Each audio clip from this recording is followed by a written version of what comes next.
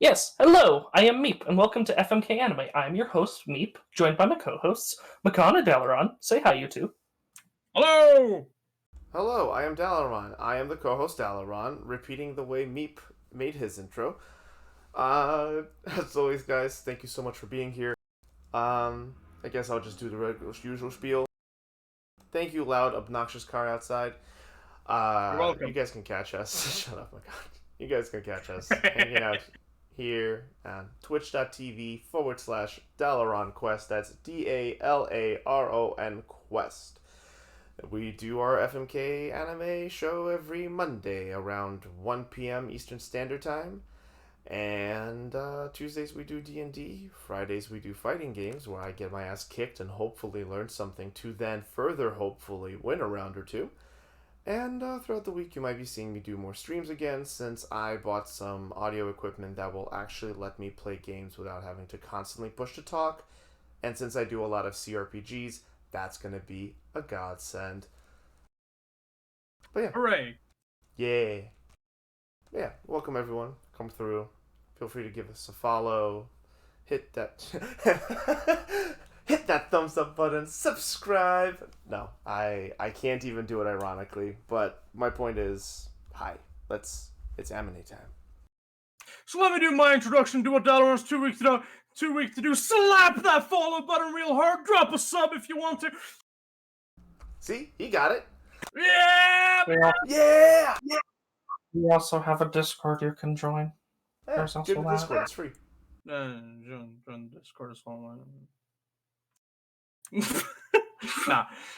Jokes aside, yeah, join Discord, have fun with the show. Just enjoy us talking about anime and being shits. And if you're somehow wanting to find me, I'm on Twitter at dat_Viking, and I repost possums and other memes I find.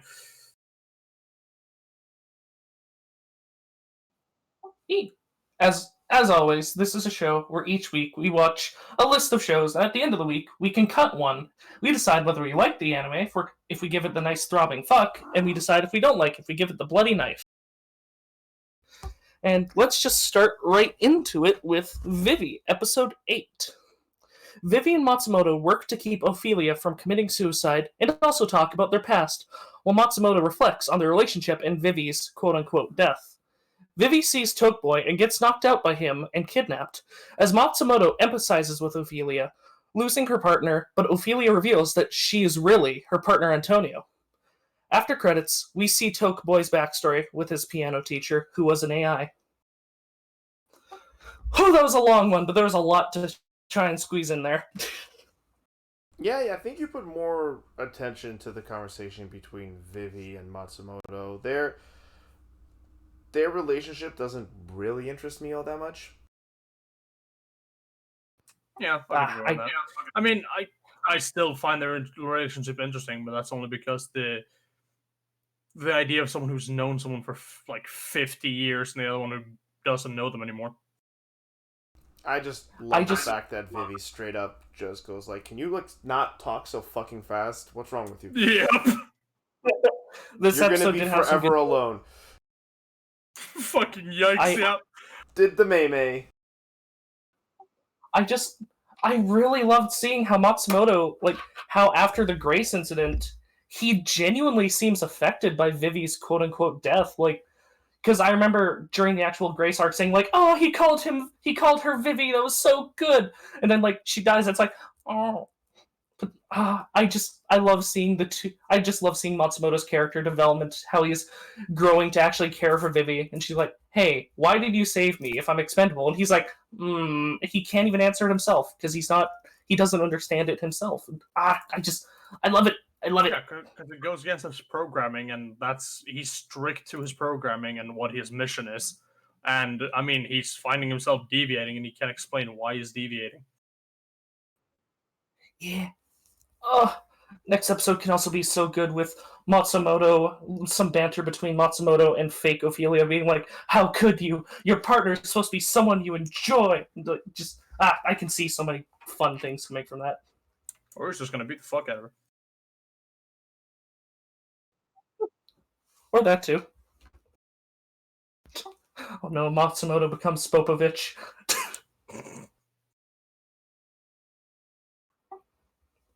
Uh, there was a lot of good this episode.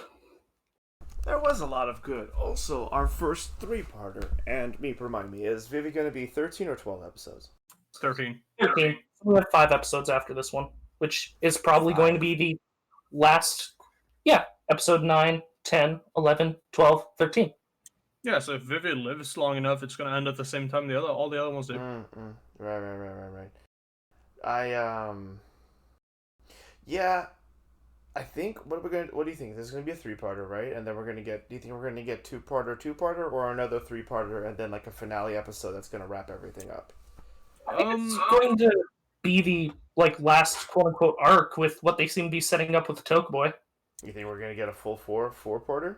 No, I think it's gonna wrap up this arc next episode. Vivi's probably gonna get back her memories, and then we're gonna get another three-parter. I hope we're gonna get another three-parter because the three-parters are shaping up to be a lot better than the two-parters. And I mean, then the two-parter being the finale is probably the best way it could be done, in my opinion. Okay. Wait.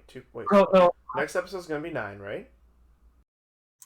Next episode is going to be 9, yes. Yeah. Oh, so for the finale would just be then 2 we'll have episodes. 10, 11, 12, 13. I think we might get a 4-parter. Yeah, it might be a 4-parter. I mean, that would also be good. I guess we'll just have to see. Yeah, I mean, the finale could be in the final arc they do. Yeah.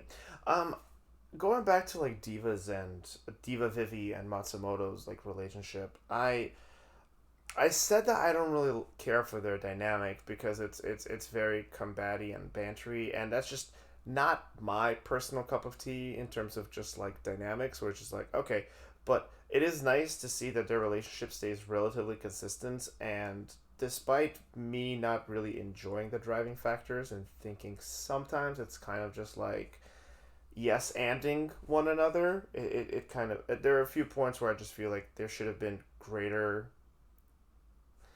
It's weird, right? This whole show, through each episode, or at least every arc, we see AIs develop more human emotions and feelings and thoughts, etc., etc.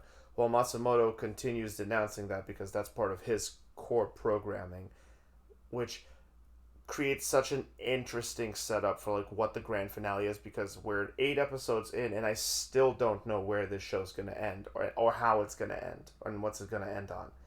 But what I really like about their relationship is the fact that in this show neither Diva Vivi or Matsumoto has the like single right take. They're both right and wrong in their own ways for each of the situations ever since Estella.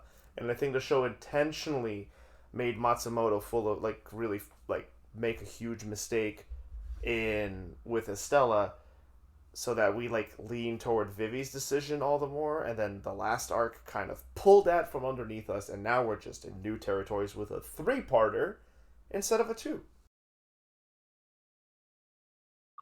And as you said, neither of them are right about this situation, and even I just loved seeing Matsumoto be more empathetic and caring for Vivi. Just like, I understand their relationship is combative, but I think it's going to evolve from that because Matsumoto is figuring out his own feelings of his partner, like him being in the vent going, "Your one and only true partner, huh?" Which, by the way, Antonio, full of himself for talking about himself in that way. Oh yeah. I mean, let's talk about Antonio. Do we want to talk about Antonio himself, or do we want to go into the fucking what of the twist at the end?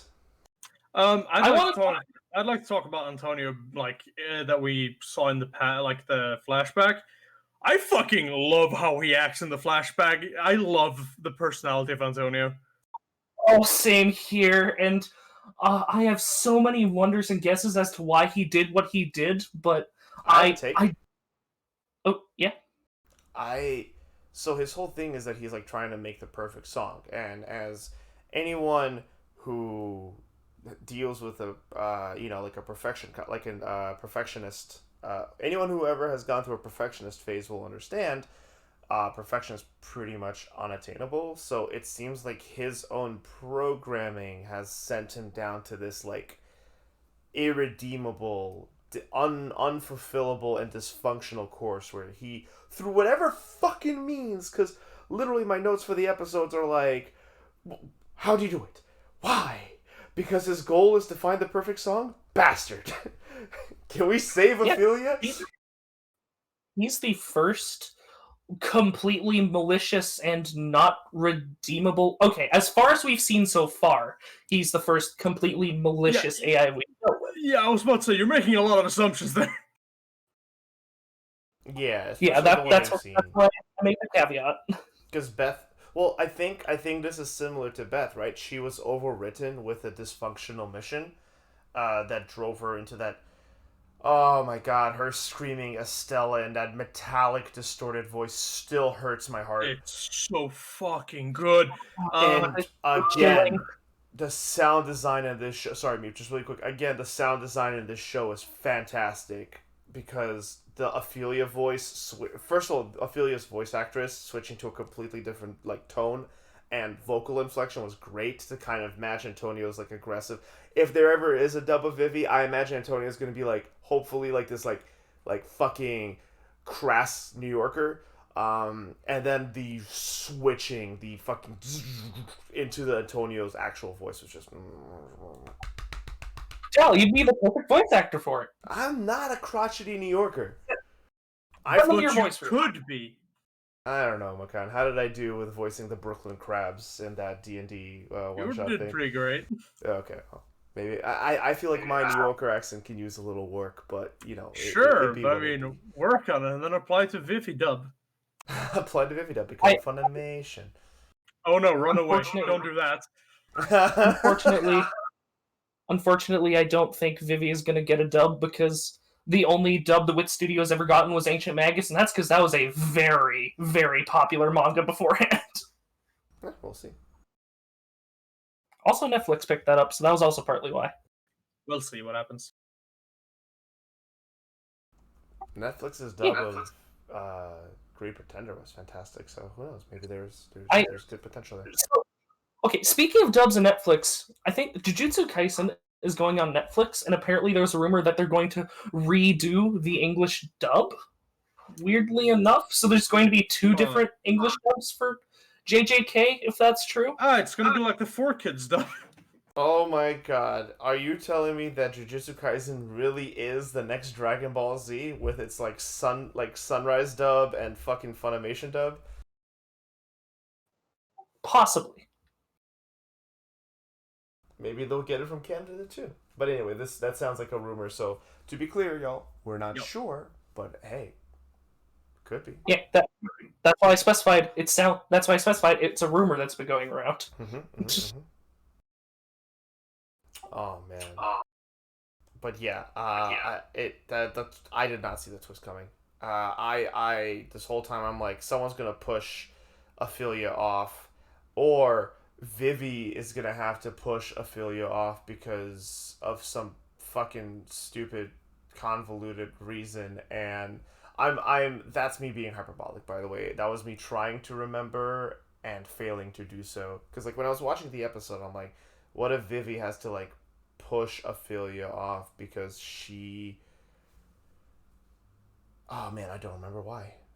I mean, it's not too far-fetched with everything. The show was setting up a false pretense that like showing us Ophelia when she took suicide and then went off like, and here we go into the different timeline where all the shit we've done so far has happened, and it's still Ophelia on the ground in the snow, but there's someone next to her, but it's glitched and blurred out. I think... Yeah, honestly, I think that was just them doing a that was bait. That was complete bait. Well, I don't know if it was bait. I didn't even take it seriously. I just thought it was like their attempt at like a visual glitch because it got mirrored as well while it was getting visually distorted, like staticky. So, But it had a lot of different colors than Ophelia did, namely the color Vivi has with her tracksuit. Oof. I still love Diva, by the way. Yeah, I love Diva. Diva walks up, snaps at your girl. What do you say?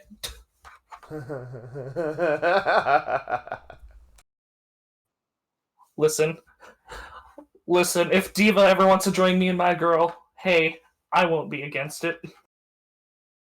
Ah, yes, be crushed by the like fucking 200-kilo robot. Hey, Dal, do Diva and Vivi count as two different people for the waifu award? No. No. Oh, for the Fuck. waifu award. I guess we'll see. Still no. We'll see. I don't know. I guess we'll see. You have to pick one. You can't pick both. Damn. Fine. Grace is my... I'm okay with that. Just so Meeple have to agonize over which one he picks. Are you guys able to hear me okay, by the way? Yep. Yeah. Okay, I was How just about you, wondering. chat? But Let us know if everyone's coming through clean. yeah, when I saw the twist, I was like, oh, that's what was off about her. Wait a second, what does this mean? And my mind started racing. Yeah, no, when I saw like the glitch thing in the beginning there, I'm like, so either Matsumoto in like his AI form or something is gonna get broken, which like kills off his AI, or Vivi is going to die and Matsumoto needs to carry everything out himself. And that's kind of what was interesting. I'm like, oh, okay, probably not then. Yeah, we didn't really talk about the fact that Vivi Kurt Cobained herself. Wait, what? She took a bite full of lead after the scientist killed himself. Grace's husband killed himself at the end of the Iron Float arc. Wait, no, she didn't. She didn't shoot herself. She shot herself in the face. No. No, that was the damage that she got from before. Yeah, that was the damage she got from when she killed Grace. So okay, so what they were setting up in this episode is that when Vivi did a critical error, it shut her down and froze her by going directly against her mission. What it was setting up was Matsumoto going when he went up the roof, he's like, I know what happened. Because Antonio isn't involved anymore, it's a critical error and you don't know how to deal with it, and you're just going to throw yourself off the roof. And that's what the show was setting up for, is leading you to believe that Ophelia was under a critical error like Vivi was. Nope. Apparently not. Apparently Antonio wants to do something. My guess is that Antonio is trying to, like, the guesses I have is that either Ophelia gave up on the thought and was gonna kill herself, so Antonio took over to try and perfect whatever she's doing. And eventually him also giving up and deciding to kill himself with Ophelia to just be rid of it. No, I think Antonio. Yeah, okay, go. But I don't think that's the case. With how involved Toke has been with everything, I think Toke has hacked Antonio, and he is going to make an example out of Ophelia by killing her. Speaking of Toke, now, yeah, go ahead, Mute. My theory: a artist's sales always go up dramatically after their death, and the world starts to recognize an artist more after their death. That's what I think Antonio is trying to do. I don't. You know, that has some logic to it. I know it has logic to it, but like he specifically mentioned that like even standing on this glorious stage is not enough. Like it's still not perfection. Like which is why my theory on it is the fact that he's following he's pursuing an impossible to obtain ideal. That he just wants to create the perfect song, and he killed Ophelia because he wanted her voice, right? Because it's always like, I want my voice and my singing to make people smile, not I want to make people smile. But that was Ophelia's mission. Yes. Antonio's mission was to get Ophelia as famous as possible. I thought it was to help her put on the perfect show. Help her be as like recognizable as possible as a singer that is popularity. And being the first android to ever commit suicide will cement popularity. It will cement it as a record in history and will forever be talked about. That might be what he is doing. Okay. That's either way, dark but accurate. The show is dark. I just remembered what I was thinking of before and why I couldn't piece my thoughts back together. It's because the whole like, what if Diva has to push Ophelia off the roof didn't come during the episode. It came afterwards. Like if Ophelia is not savable and Antonio needs to be stopped, that much like with Grace, Diva Vivi has to pull the plug. As I realize it's fitting in more ways than one because robots. I think Vivi is going to be busy dealing with Tokeboy. Like, what I think next episode is going to be is Matsumoto dealing with Antonio, because there's some definite, like, friction you can get between those two, because, Matsumoto learning his and Vivi's relationship, and dealing with, like, how Ophelia and Antonio's relationship was, and dealing with, like, no, you didn't do anything good for her. Like, I think that's what's going to be happening with Antonia, while Vivi is busy getting her memories back, dealing with Tokeboy. Or at least that's my assumption. Yeah, I mean, I think you're right in that regard. I do think we're gonna get a split the party, but it's all a matter of when they'll reconvene. I personally, I'm excited to see Matsumoto's character continue to develop because, well, quite frankly, like he still like throughout this whole episode was like, suicide. Oh, well, you're self-destruct. He still refuses, or at least is trying to refuse, use treating AI as people, which is something from the very beginning. I was like, what the fuck? No, Well, what? Here's the thing. He is treating them like people, but he catches himself because he's not supposed to treat them like people, because that's what he's trying to stop. Yeah. At the same time, I need to mention this because none of us has brought it up.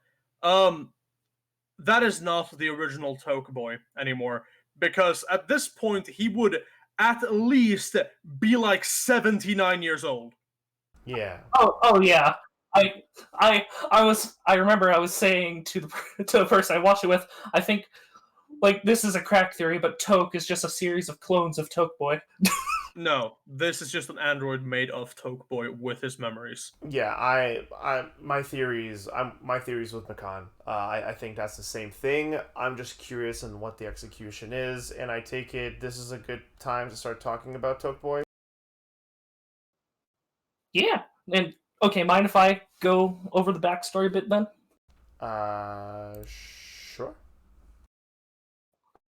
Alright, so, for the audience, what happens is we see how Tokeboy's teacher, who he loved and respected, was an AI who helps him out of a car crash, and he goes to save other victims from the car crash, and we also see Tokeboy's arm got fucked up, so that explains why he has multiple different skins grafted on his arm. And we see the AI die in the explosion, because the AI was technically not... Well, okay, that's not why he died, but the AI technically wasn't carrying out its true mission and was saving the people that it wanted to, because what the show has been showing is that AI missions are, like purposes, extremely malleable. They can be shifted and morphed in various different ways just because of the loose wording. And I mean, that... AIs are also supposed to care for and save humans if needed. All of them have done that, I think even the though if they're point not is, built for it. yeah, I think the point is that because they rooted every AI mission in like make people happy, and like any AI will look like, what do you think of death, mortal? And they're like, we don't like it. Oh, so it makes you unhappy? Yeah, I guess you could say that. Okay, we will prevent death. And like that's nothing super new when it comes to robotics and AI, but I'm not surprised by it. Also, show of hands if you saw his mentor being like one of the faceless basic AIs coming. I saw it being an AI. I mean, definitely, he has to have a reason why he hates AI as violently as it does. I don't think it's a good reason, though. Well, I wanted to... Like, I wasn't done my point yet. I was trying to get there. Yeah.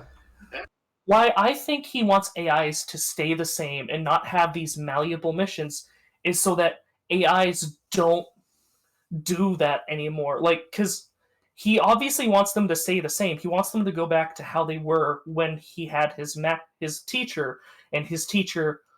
He doesn't want them to have that need to save humans, because it would put them in that situation. Like, he wants them to stay the same. He wants them to regress. And I actually found that interesting. Like, this is actually giving us his motivation as to why he's doing it. Is it a justified motivation? I don't know. But No. it's his motivation. I like how we actually have a motivation for him now. I don't agree that that is a motivation at all, because we saw that episode 1 that even all the amusement park droids that are even like, when an accident happens, they are immediately overwritten to act to save and help humans. So even the basic ones are built to save and help humans if there is any sort of incident. And even so, what his robot did, if it was human also, and he was responsible for everyone in that car, anyone who has a lot of responsibility and cares more for others than themselves would go back in there to try to save everyone. Yeah, I agree with Meep that I think that is what the show is doing with his motivation. I agree with Makan that I I still think it's piss fucking poor. Yeah, I don't disagree that that is what they're doing. That is clearly what they're doing. I just think it's a shit fucking reason. It's so fucking stupid and selfish. He's I'm trusting they're gonna give more of it next episode yeah, because we yeah, only yeah, got. yeah. But judging by what was given, like Tokeboy just continues to be convoluted and fucking obtuse.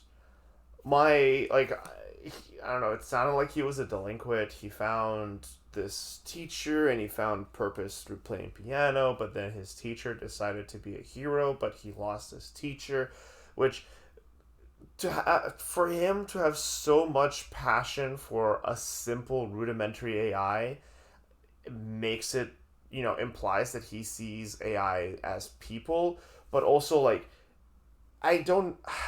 That's what I mean. That's convoluted, and by what I mean that it's obtuse is that it's just so fucking unselfish and insensitive.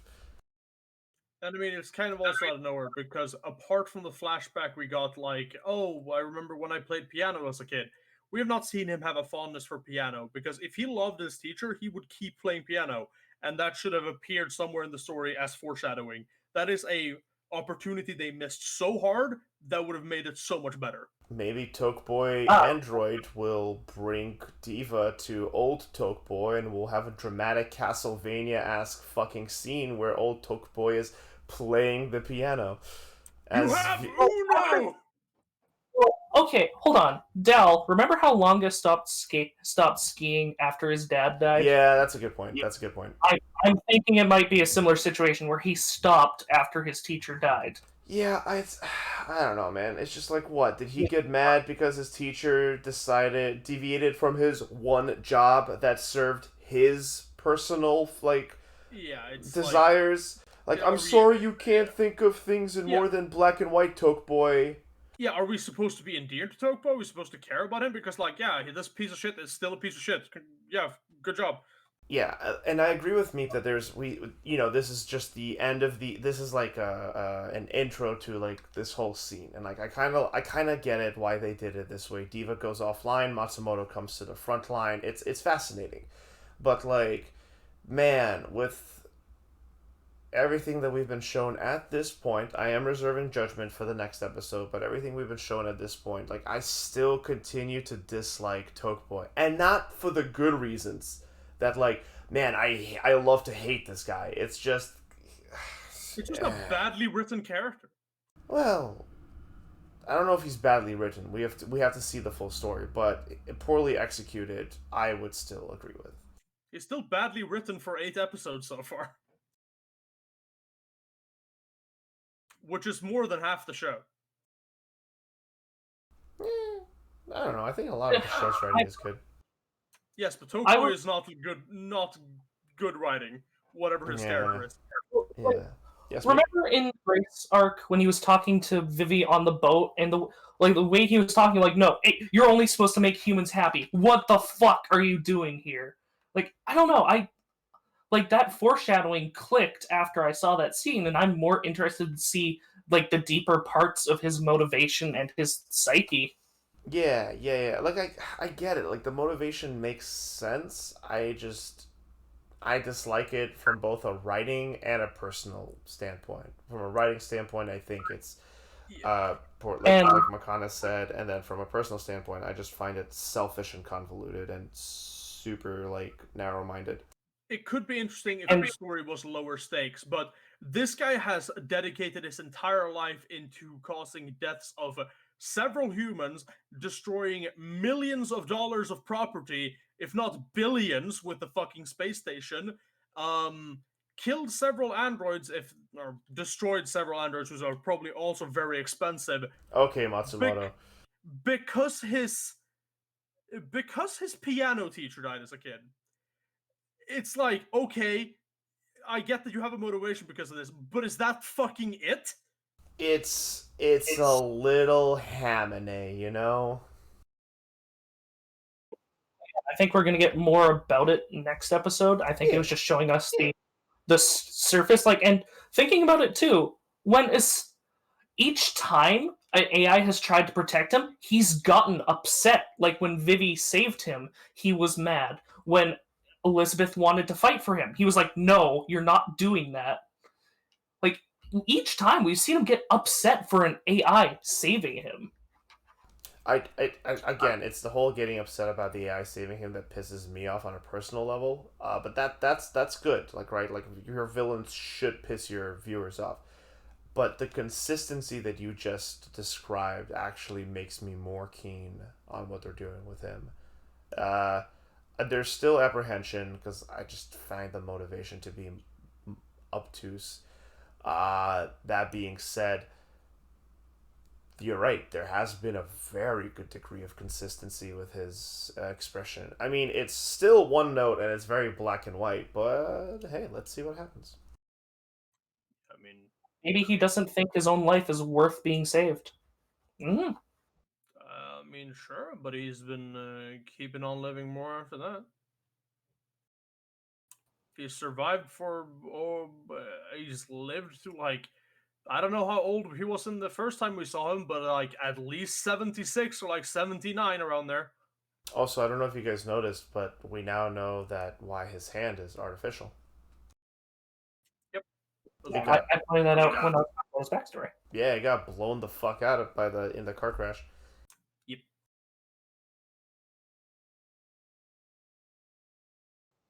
I don't know. I just even talking about it now, like about how his character has actually been fairly consistent with being upset about AI saving him, and thinking like maybe it's he doesn't want an AI to give their life for him because they're I don't know. I don't know. Like again, we don't know, but I feel like we're at a part where you wrap up. Are you guys ready for cards? Yeah, I Yeah. think it's time. I yeah, I agree with I just want to say I agree with the fact that it has been consistent.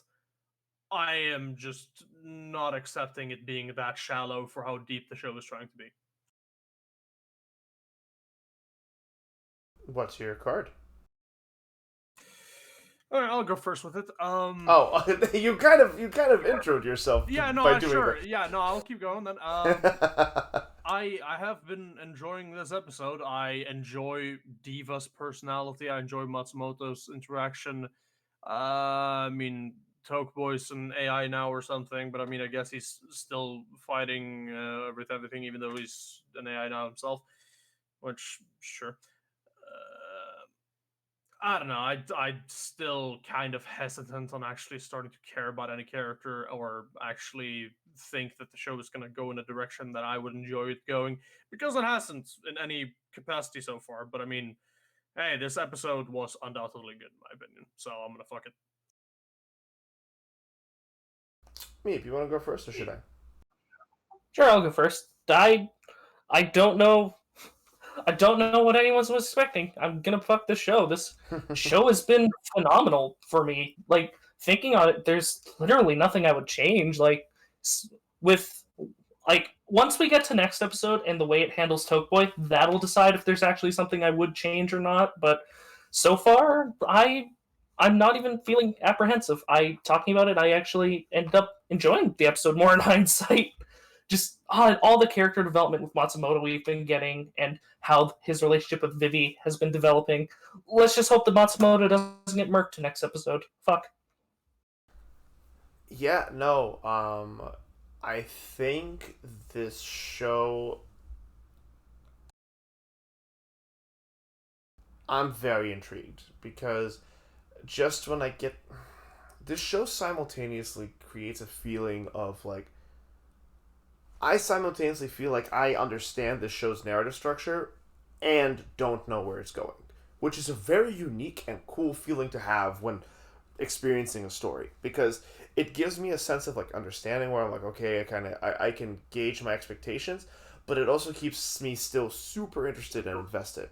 So I'm fucking this episode because this has been a very good way to execute a three-parter because it gives time to talk about Vivi's follow up with Vivi from the previous arc in a completely different format than I expected, but it still keeps the narrative structure of the show in mind, despite now an extended runtime for a specific story. So, fuck, very excited for the next episode. Yeah, I just want You to. know what shows? Oh, I just want to sorry. say something about this three-parter. I think it's going a lot better, in my opinion, because they have something the show was extremely lacking with their 100-year journey. Time. They needed more episodes. And when you have one season to tell a complete story, it's hard to do, you know. The show should have been 24 episodes, if I'm perfectly honest. Hmm. What about you, mate? By the way, I was gonna say you say shows that you think you understand their narrative, but you don't know where it's gonna go. You want to know what other two shows did that for me? Super Cup. No, Golden Kamuy and Vinland Saga. Hmm. Yeah, fair enough. Because I always felt like I understood the narrative, but I never knew where it was gonna go. Sure, but I mean, you were complaining about being confused about where Mars Red's story is going, but that's good here. Well, Mars felt like it had no direction. Yeah.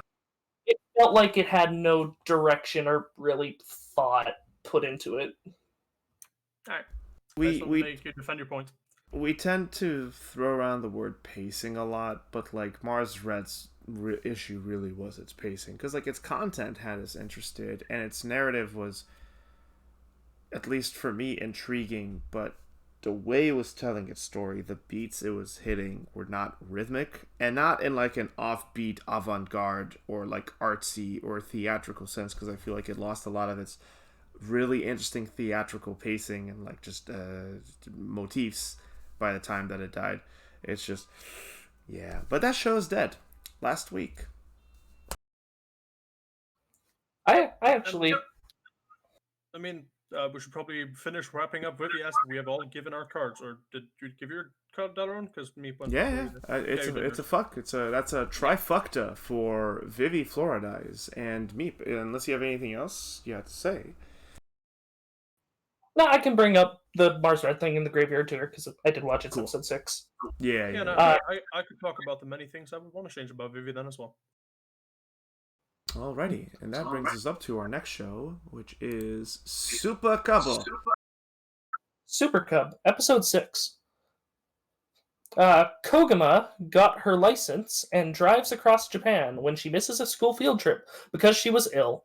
She and Reiko meet up and ride around together, where Reiko says she needs to buy a new cub because her old one is broken. I love this episode, man. This episode was so fucking good. It's so good. Oh, like her entire fucking road trip, the contrast was high.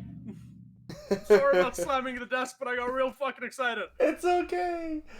Yeah, we saw the color and contrast just bleed in and like just get the saturation just rise as the trip continued from the moment that she looked up at Mount Fuji to the moment that she descended and continued her trip. It just continued getting richer, and it's just The fucking line she gave Mount Fuji as well. I'll leave you off with this for now. and then fucking laughs, like smiles because she knows she's being an absolute fucking dork. Ah, so good. It's so good. And like we got like Game was three... Good. I was just gonna make a joke. The game was rigged from the start. Ring a ding ding, baby. Wait, what? I don't get what. That It's one a went Fallout over New my head. Vegas reference. Okay. Yeah. The honestly, and like we got like 3 really cool beats for this story. The main beat is obviously Kokoma's road trip, and that was delightful, and we'll talk about that. But I found it funny how like in the beginning, I just thought, okay, this is what the show is going to be. It's just a story about how the bike itself gets modded and becomes stronger, like a shonen protagonist. I went from 42cc to 59cc. Now I can keep a steady 30 to 40 kilometers per hour on the roads, and I can keep up with all the other vehicles. And I'm like, all right. When are we making Super Sports Cub? Like, what's happening? Oh, I want to just bring up the inconsistencies. 30 to 40 kilometers does not keep up with the other vehicles. Well, when you live in a small rural town, like the speed limit is very low. Like it's very low. Daryl, I live in a small rural town. The speed limit is 50 kilometers an hour. A very small rural town in Asia. The speed limit is probably still 50 kilometers an hour. Also, the speed limit in Japan can be lower because it is a really small country. Like in Japan, I don't even think is the same size as the province I live in. I think Japan is kind of the same size as my country. And you can get from one end of my province to the other driving at 100 kilometers per hour in about 12 hours.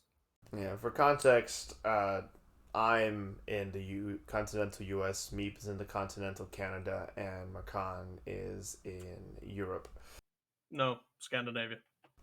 Are you guys not part of the EU? We are, but don't compare me to the French. I like the French. Don't compare me to the French. Ugh, anyway. Well, come on. Part Viking and part French. What does that make me? A disgrace. Anyway, unnecessary French hating aside, yeah, I've definitely been in towns where people are just driving at a cruising speed, at what we consider a cruising speed. Also, it's a joke. I don't have anything against any French people watching. Just want to let you know that. Just sub count drops by 30%. Like, wow, I didn't realize our demographic was that big with the French anime community.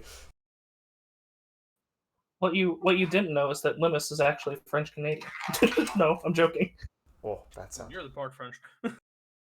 So we got to see that different license colors means different things, and Reiko's is pink. I did not look into this out of a sheer lack of time. I probably should have. I had time, but I didn't think about it. Well, now maybe next time we'll bring it up. But Reiko's pink, and now Koguma's is yellow because she's now been upgraded to a Type 2 motorcycle license, which I'm sure means a whole bunch of things. It just allows you to be a higher CC of engine. I suppose you're allowed to drive faster than you weren't before. I know it from how moped licenses work, and different from motorcycle licenses. There are two different moped licenses in Sweden. One lets you drive at 30 kilometers, one lets you drive at 50. It's It's kind of how like in New York you don't need a license for electric, but electric can't go on highways. Yep. Looks like it's. I looked it up. Looks like it's just the type of license you have. Pink seems to be. Yeah, but the type of license gives you different rights and allowances. Reiko's allows her. Yeah, I mean there wouldn't be a reason to have another different licenses if it doesn't give you anything anymore. Maybe Reiko's is commercial. I think Reiko just has a legit motorcycle license. Speaking of Reiko, Meep, you have something you want to say? I was gonna say I think hers allows her to bike off road. We'll have to look into it. I think anyone's allowed to bike off road, but I think it might be. I think hers allows her to drive like actual motorcycles instead of mopeds. I don't know. Her cub was pretty slow when it was CG going up that mountain. Yeah, but I mean, I think that's the limitations of the actual CG. I mean, she was fucking driving up Mount Fuji. I mean, the metal music tells me she was driving much faster than she was. That still just doesn't work in my head. It's so weird. It just doesn't fit. It is. It was awful CG, but I mean, the story of it in general and the visages we got are definitely held it up. Also, you got your wish. Her cub is destroyed, absolutely bodied, gone, reduced. It should have been bodied like halfway through her trip. Like she shouldn't have gone home with him and be like, "Yeah, it's broken. I need a new one." It should have broken there. She would have to get it transported back home. Like, Nah. no, it doesn't break after you're done breaking it. No, Reiko was definitely playing "Don't Lose Your Way" in her like offer. She has to walk home and think about what she's done. Yep. Yeah, her That, cup that would got. that would that would be the realistic use of a Super Cub up Mount Fuji, but how she treated it. But I mean, hey, it's an advertisement for a Cub, so of course it survived into the little cow home. Yeah, Also, hey, uh-huh. I was just gonna say, Reiko reminds me of one of the girls from the quintessential quintuplets. She's also really outgoing and rich and super catty. And I remember when I was watching the show, it was a bit weird how much like Reiko she reminded me. I just want to. No. She's also a rich. I love Reiko so much. Like, she is adorable. I love her character. She's so fun. But like, don't get me wrong. Like, she's the best. But when the show does turn into a commercial, it usually does so through or at least with her, and Yeah. I just cannot take it seriously. I can't either, but I'm like, I've kind of learned like, okay, I know that this is like the commercial bit of it, but at the same time, it fits her character to be super dorky about the Super Cub. She bought the fucking Super Cub as her first motorcycle and just went like, yeah, no, I don't want to drive anything else ever. And I mean, I mean, it is commercial, but it fits her character as well. I can't wait for the next episode where you see her playing Rage Shadow Legends on her Super Cub. I just, I'm going to get the 2012 model. You think the electronic models can compete with the CR series? I'm just like, my God, Honda. I mean, okay, Honda. I mean, okay. at least they aren't delusional because they also went, well, the Super Cub it's past its heyday being the farmer bike. I mean, it's been surpassed by other things. Yeah. Like, at least they were honest about that. Yeah. I think that's exactly what it is. The show is honest and earnest. Yeah, I mean, I mean, Super Cub has had out of country demand from Japan, and that is a fact. And I mean, I think all the praises they give the Super Cub are actual genuine facts of it. So I mean, I don't think it's outrageous with what it does either. Yeah. Let's talk about the meat of the episode more, about the actual road trip and everything leading up to it. Yeah, you love Reiko and how she acts. I am in love with Koguma and how fucking dorky she is with it. Like, she's so quiet and reserved when talking to other people, but when she's just alone doing shit, she's just like so sassy and jokey. It's fucking amazing. And like when she's comfortable with her friends, because like the whole shtick she did last episode with Reiko and this episode too, when in the hot springs, like, don't get me, like, yeah, she's 100% more of an introvert and she's much more reserved. Yeah. But like I love Koguma too. Like, she's adorable. Like, I love Reiko's energy and she's just a delight. But like this precious, I can't get it out of my head, Charlie Brown smiling fucking girl is so good, and I love how like, me and Koguma will be friends because she's just like, oh, what, like, Reiko's like, what are you looking forward to do on the trip? And she just starts listing off food. I'm like, my girl, she gets it. Yep. I'm also just like, if I ever went to a place like that, I'm like, all right, what kind of fucking delicious foods can I eat?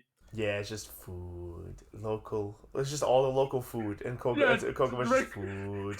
Reiko's just like, only food? Which is funny because like my traveling companions have hit me with the same thing. It's just like, what do you want to do? Well, I want to go eat here. I want to go eat here. I want to go here. And they're like, food? Is that it? I'm like, well, I mean, I'm like, and I would react. I would answer with, yeah, it fucking is. I mean, I like her. She stopped on the road to look at the beach, which the water was very nice. Even the waves were a little CG goopy, but like the water itself, the sea glistening, like that. The fucking glittering and the people with the surfboards in it just kind of waiting on the waves, just like, oh yeah. The surfbirds I thought were just dead bodies. My mind first thought that's why I realized, like, oh, there are surfbirds. Meanwhile, I'm here, haven't eaten, and I haven't eaten since before work yesterday. So since 1 p.m. yesterday. All right, well, you're gonna fucking eat while as soon as we're done, I'm gonna make you. But I mean, he's gonna make himself. His body's gonna scream for food. I'm actually not hungry. That's the concerning thing. I have no appetite. Yeah, stress is a hell of a drug. But yeah, when that ocean was like glistening, and the show nails it. I think visually it's had a bit of a step down from episode one, because I think episode one everything was a little bit more detailed and more photorealistic is not the right term, but you know what I mean. Very nicely detailed, and like even Mount Fuji was just a little bit more. It still looks great. Don't get me wrong. The show still looks great, but it's not like drop dead gorgeous anymore. But that sea just, I, no pun intended, I had this like wave of like nostalgia, familiarity just wash over me. Like I remembered gazing over a similar sight, and I'm just like, oh, this show's nice. This show just makes me feel nice. I can get where you're coming from, but I don't see your point at all. That the show is still fucking breathtaking for me. It's good. I can't disagree with that. It's just a matter of I don't know. There's some details in the backgrounds that I think cityscapes are done really well here. I think he's just being fair because in previous seasons we've had to ding shows for small little, attention detail things like the infamous Akudama Drive. I mean, sure, I can Mm. understand that, but I have not noticed what he is complaining about. The show still looks as drop dead gorgeous as it has from episode one for me.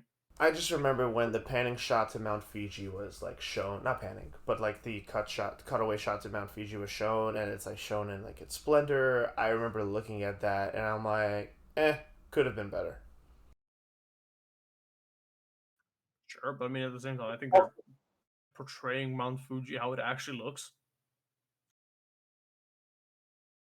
Sure, but me. Also, I just want to say, Go ahead. Basically, what Meep said, we've had so many drop dead gorgeous shows on this show over the last 2-3 seasons that like I am nitpicking. But yeah, Meep, what were you gonna say?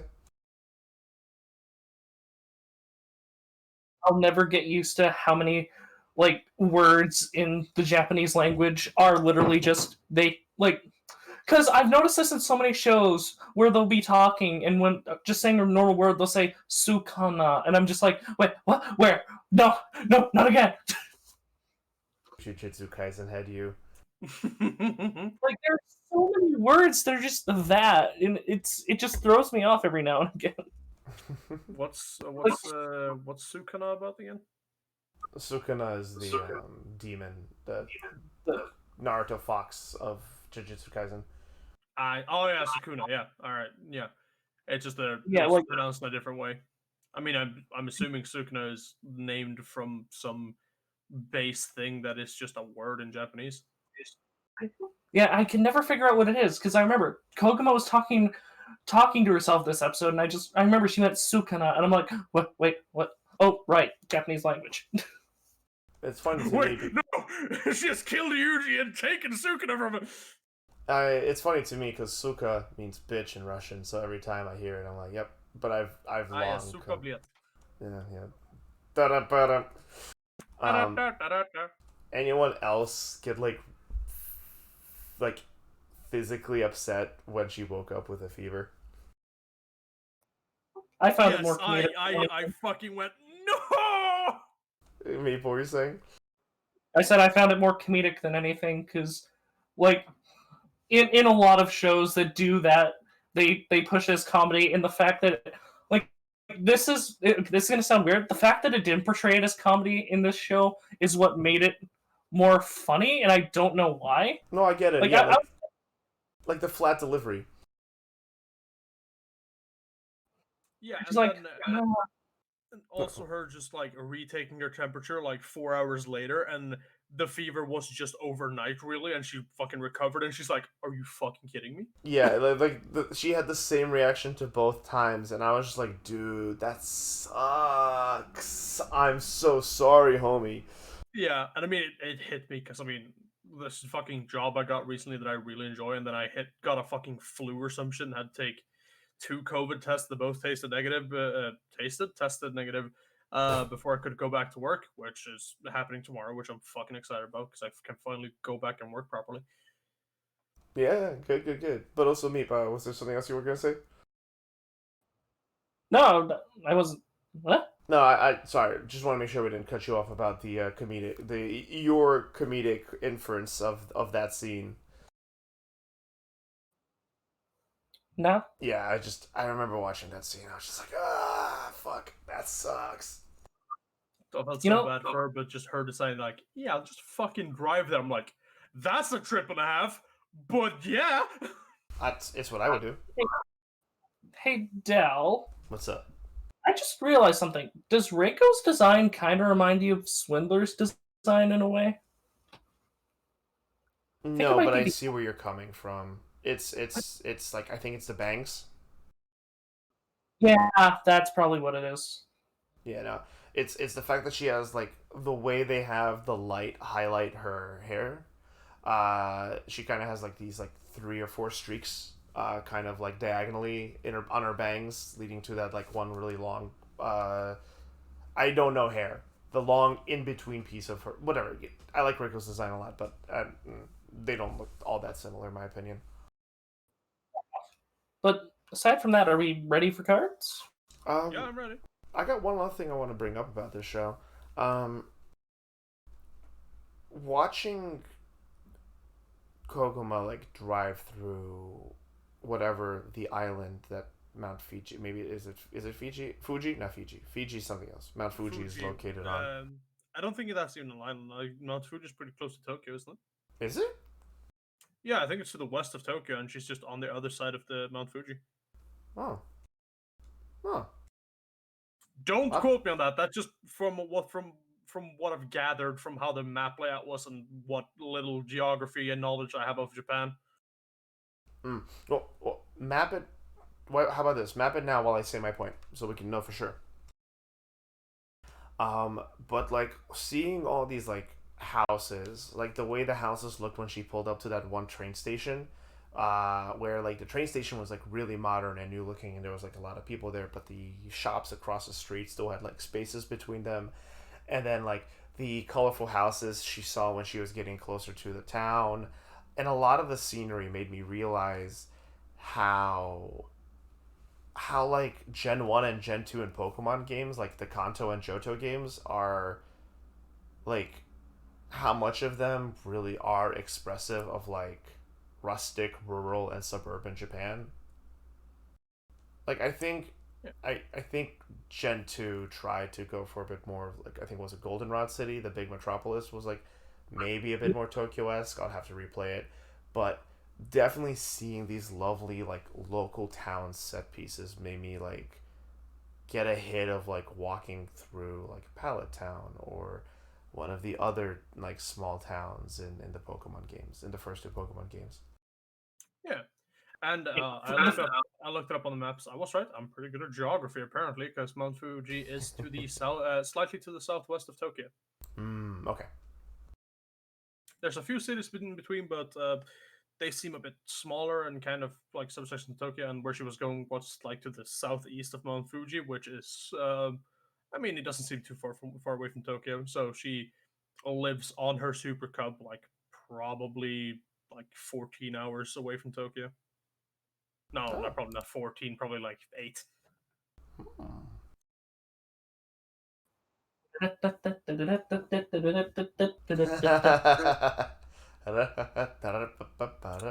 So yeah, she lives close to a very big town, but still rural.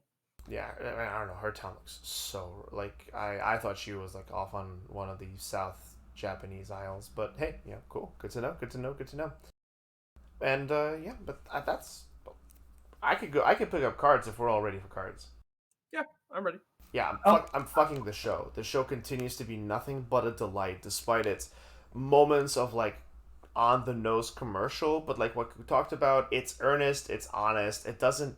It if they were to do it through any character, Reiko being the fucking like grease jockey that she is, and like bike head, like biker head was like great, and she's such a good friend to Koguma, and seeing Koguma also kind of develop the fascination with Cubs, which again commercial doesn't bother me, and I mean, honestly, I want to cut in with that. I don't like.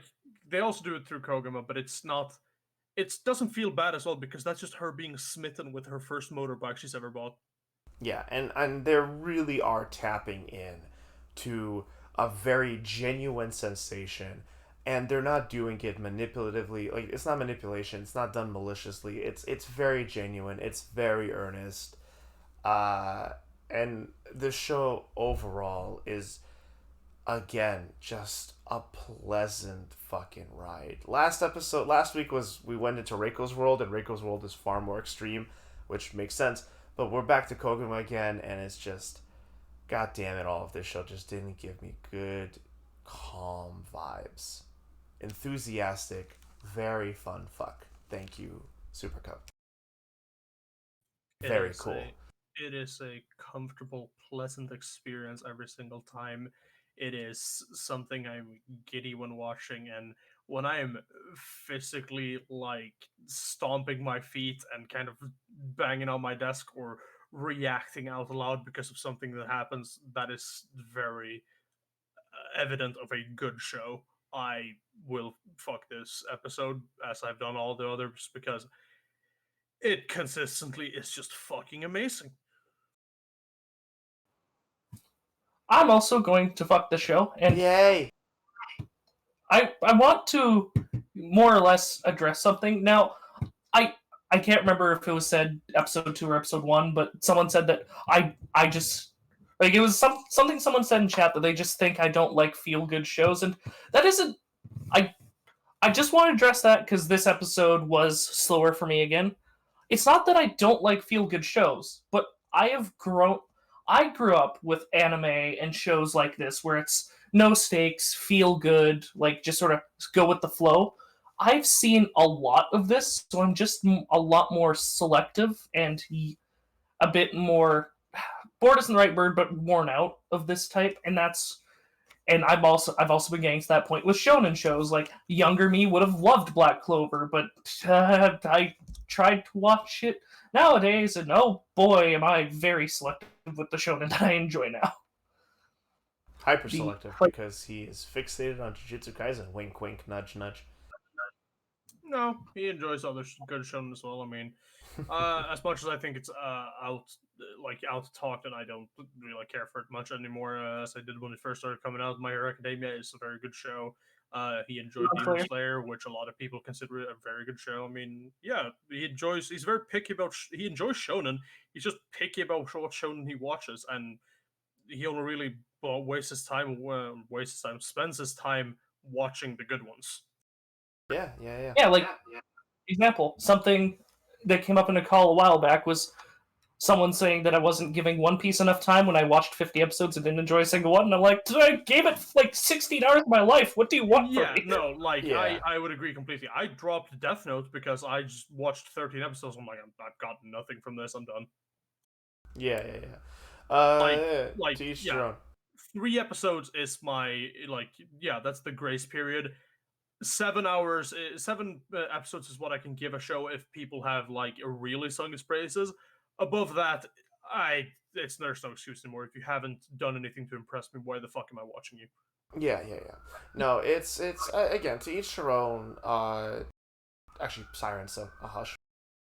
Yeah, and just to finish off what I was saying is like, and I do enjoy the show. It's just the first 2 episodes didn't really do anything for me or really new for me, and the latest episodes have actually been doing stuff for me. And whether if it's because I've actually been invested in the characters now and enjoy other aspects of it to where the parts that weren't working for me don't really bother me as much now. Like it's I don't really know, but I've been enjoying it more, so I'm giving this show the fuck just because it's actually been working for me more now.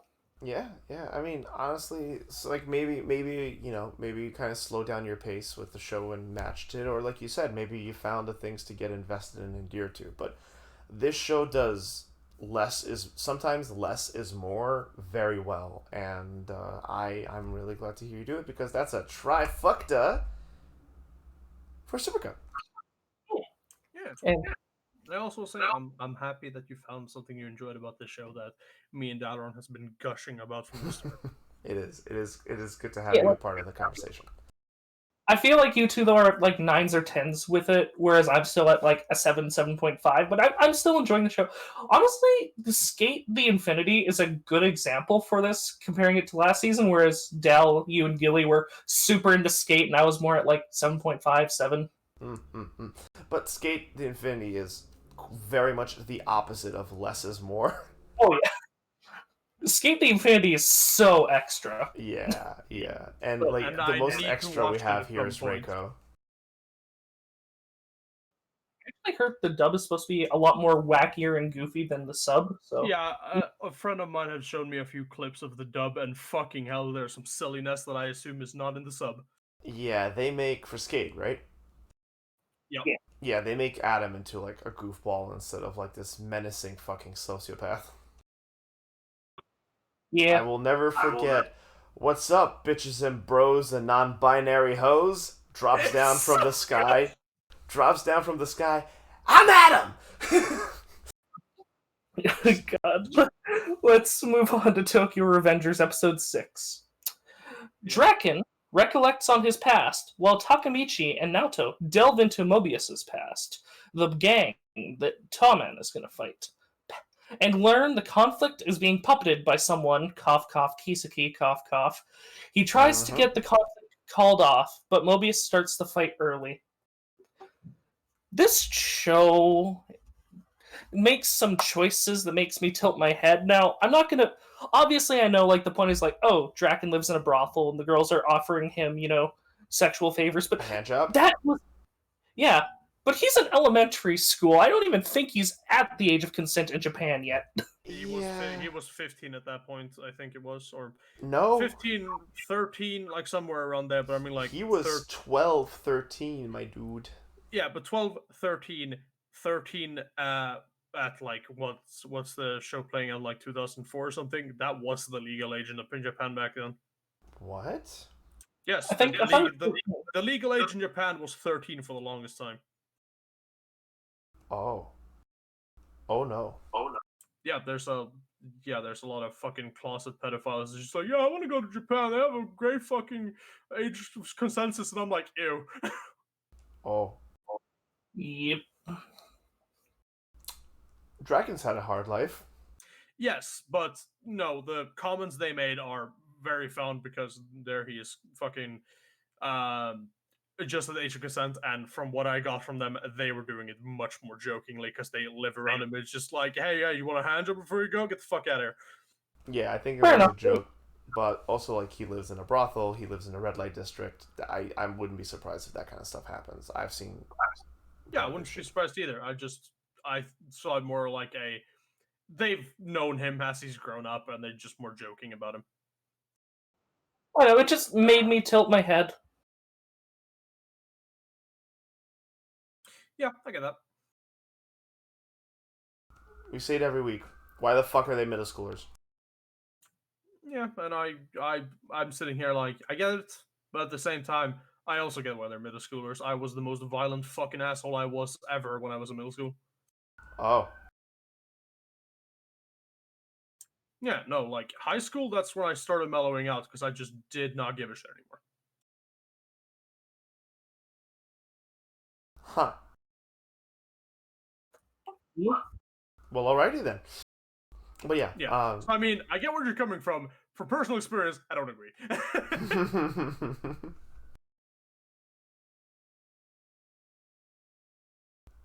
Draken.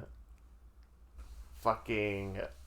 I love these two fucking children. Fucking Mikey as a kid is hilarious to me. Yeah, just this fucking, just a normal kid. What the fuck? This fucking good boy in his little fucking expensive looking sweatsuit. Eating a little lollipop. However, show, I did not need to hear the audible sound of Mikey taking the fucking lollipop out of his mouth. Like, that was an unnecessary audio inclusion. You also heard him sucking on it too. Yeah, I know. It's. I guess you are Yeah. a lot more thin-skinned about shit like that, because that's just like, I mean, of course he's fucking sucking on a lollipop, of course those noises would be there, and my No, brain did not register it at all. it's more of the fact of like eating with your mouth open in someone's ear, especially in someone's ear. It's just like these are audio facets that I appreciate that they are here. I did not need them. I see. And for me, it's just like, yeah, I mean, makes sense they're there, and it's like people not like fucking shivering at those noises and stuff. I never really got that, but I guess it's kind of that thing, isn't it? Yeah, it's not like I revolted or like against it. I just heard it. I'm like, show. I didn't need that show. I know it's supposed to. I know it's supposed to be a part of the comedy, but at the same time, I still did just like I don't know. Comedy in the show doesn't do it for me. The show is definitely not carried by its comedy, that's for sure. I don't know. That scene of fucking Mikey getting picked up by their second lieutenant and that fucking drive-by Johnny was hilarious to me.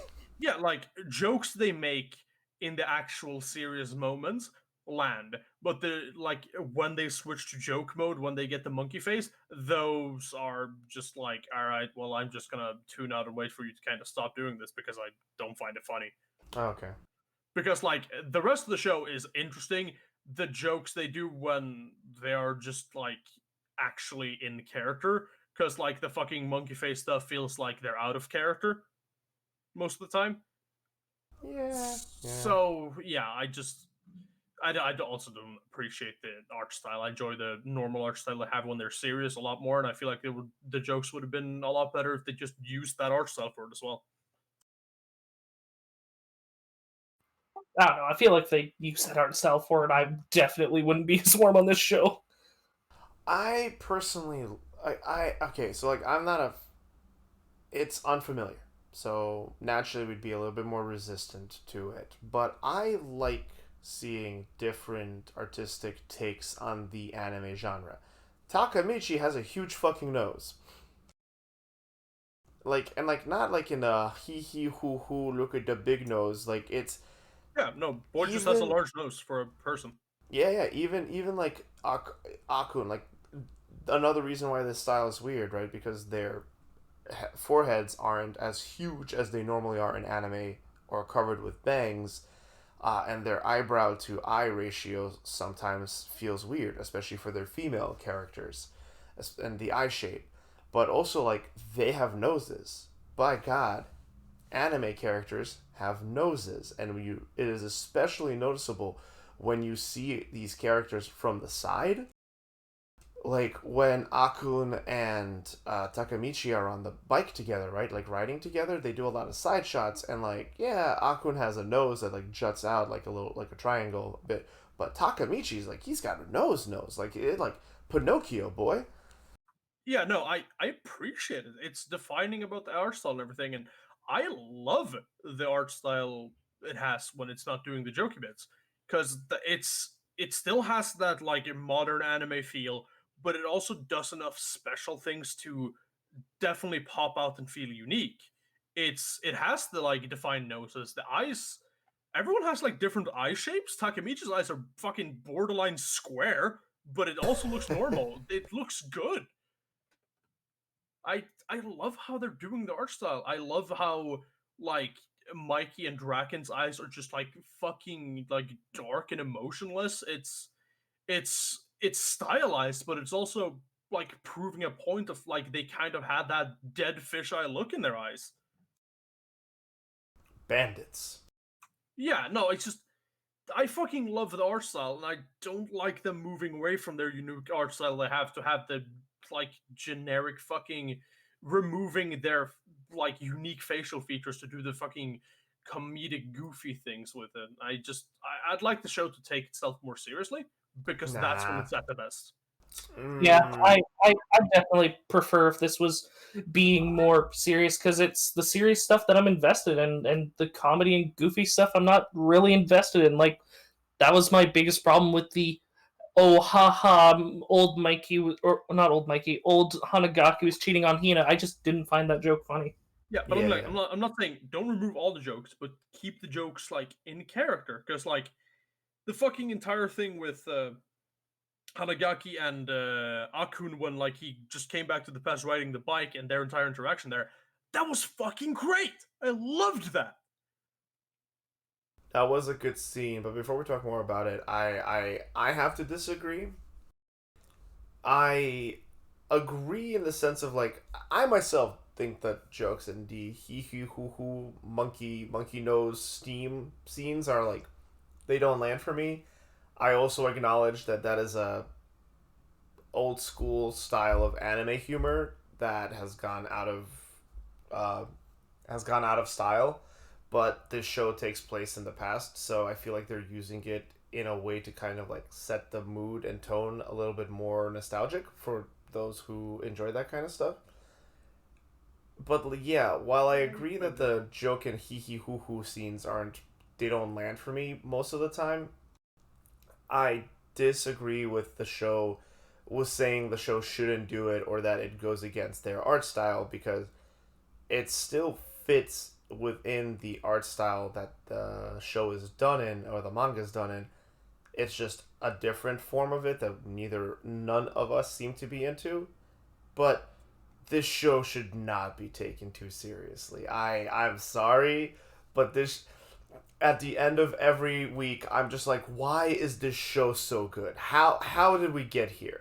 Because it's not quite JoJo's level, but like this show needs to like not take itself too seriously to be as good as it is and to get away with the things it wants to get away with. You say it shouldn't take itself too seriously, but I disagree. Its entire premise is something serious. Saving like the Too whole theme of the seriously. gang, like Yeah, no, it like shouldn't take itself too seriously. It should have the in character jokes still, but I mean, I just wish it was slightly less jokey. The show is still fucking great though. Yeah, hold on, me. What were you saying? I just like the entire themes and everything is very adult. Like the whole gang stuff. Last episode, the fact that someone's girlfriend was beaten and raped was dropped. I think the show should be taken seriously, and I think the in character jokes should still be there. But I'm not a fan of the other character jokes. Yeah, and middle schoolers also not having any filter, just calling people dick cheese. I mean, yeah, that sounds like a middle schooler thing to do.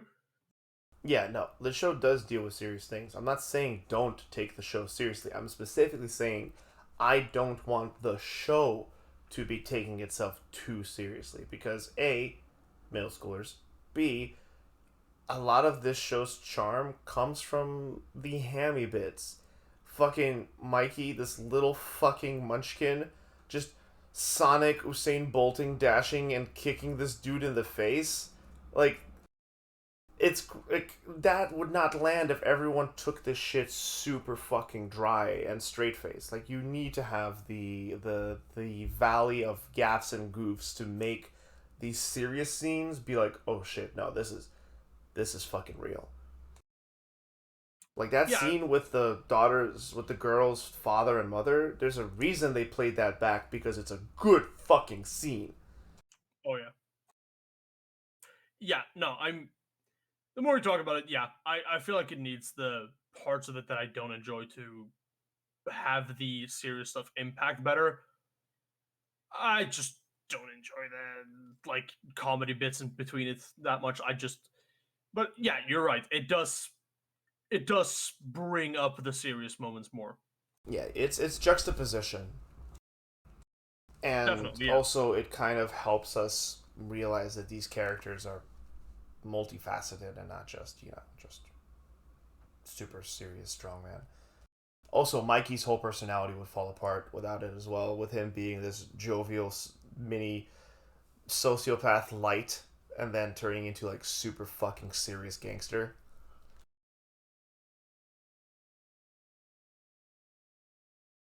Uh, But yeah, no, damn it, I had something I was gonna bring up. Oh, either Takamichi's incredible at stealth, both Draken and Mikey have shite fucking perception, or they knew he was there the whole time. Cause what the fuck?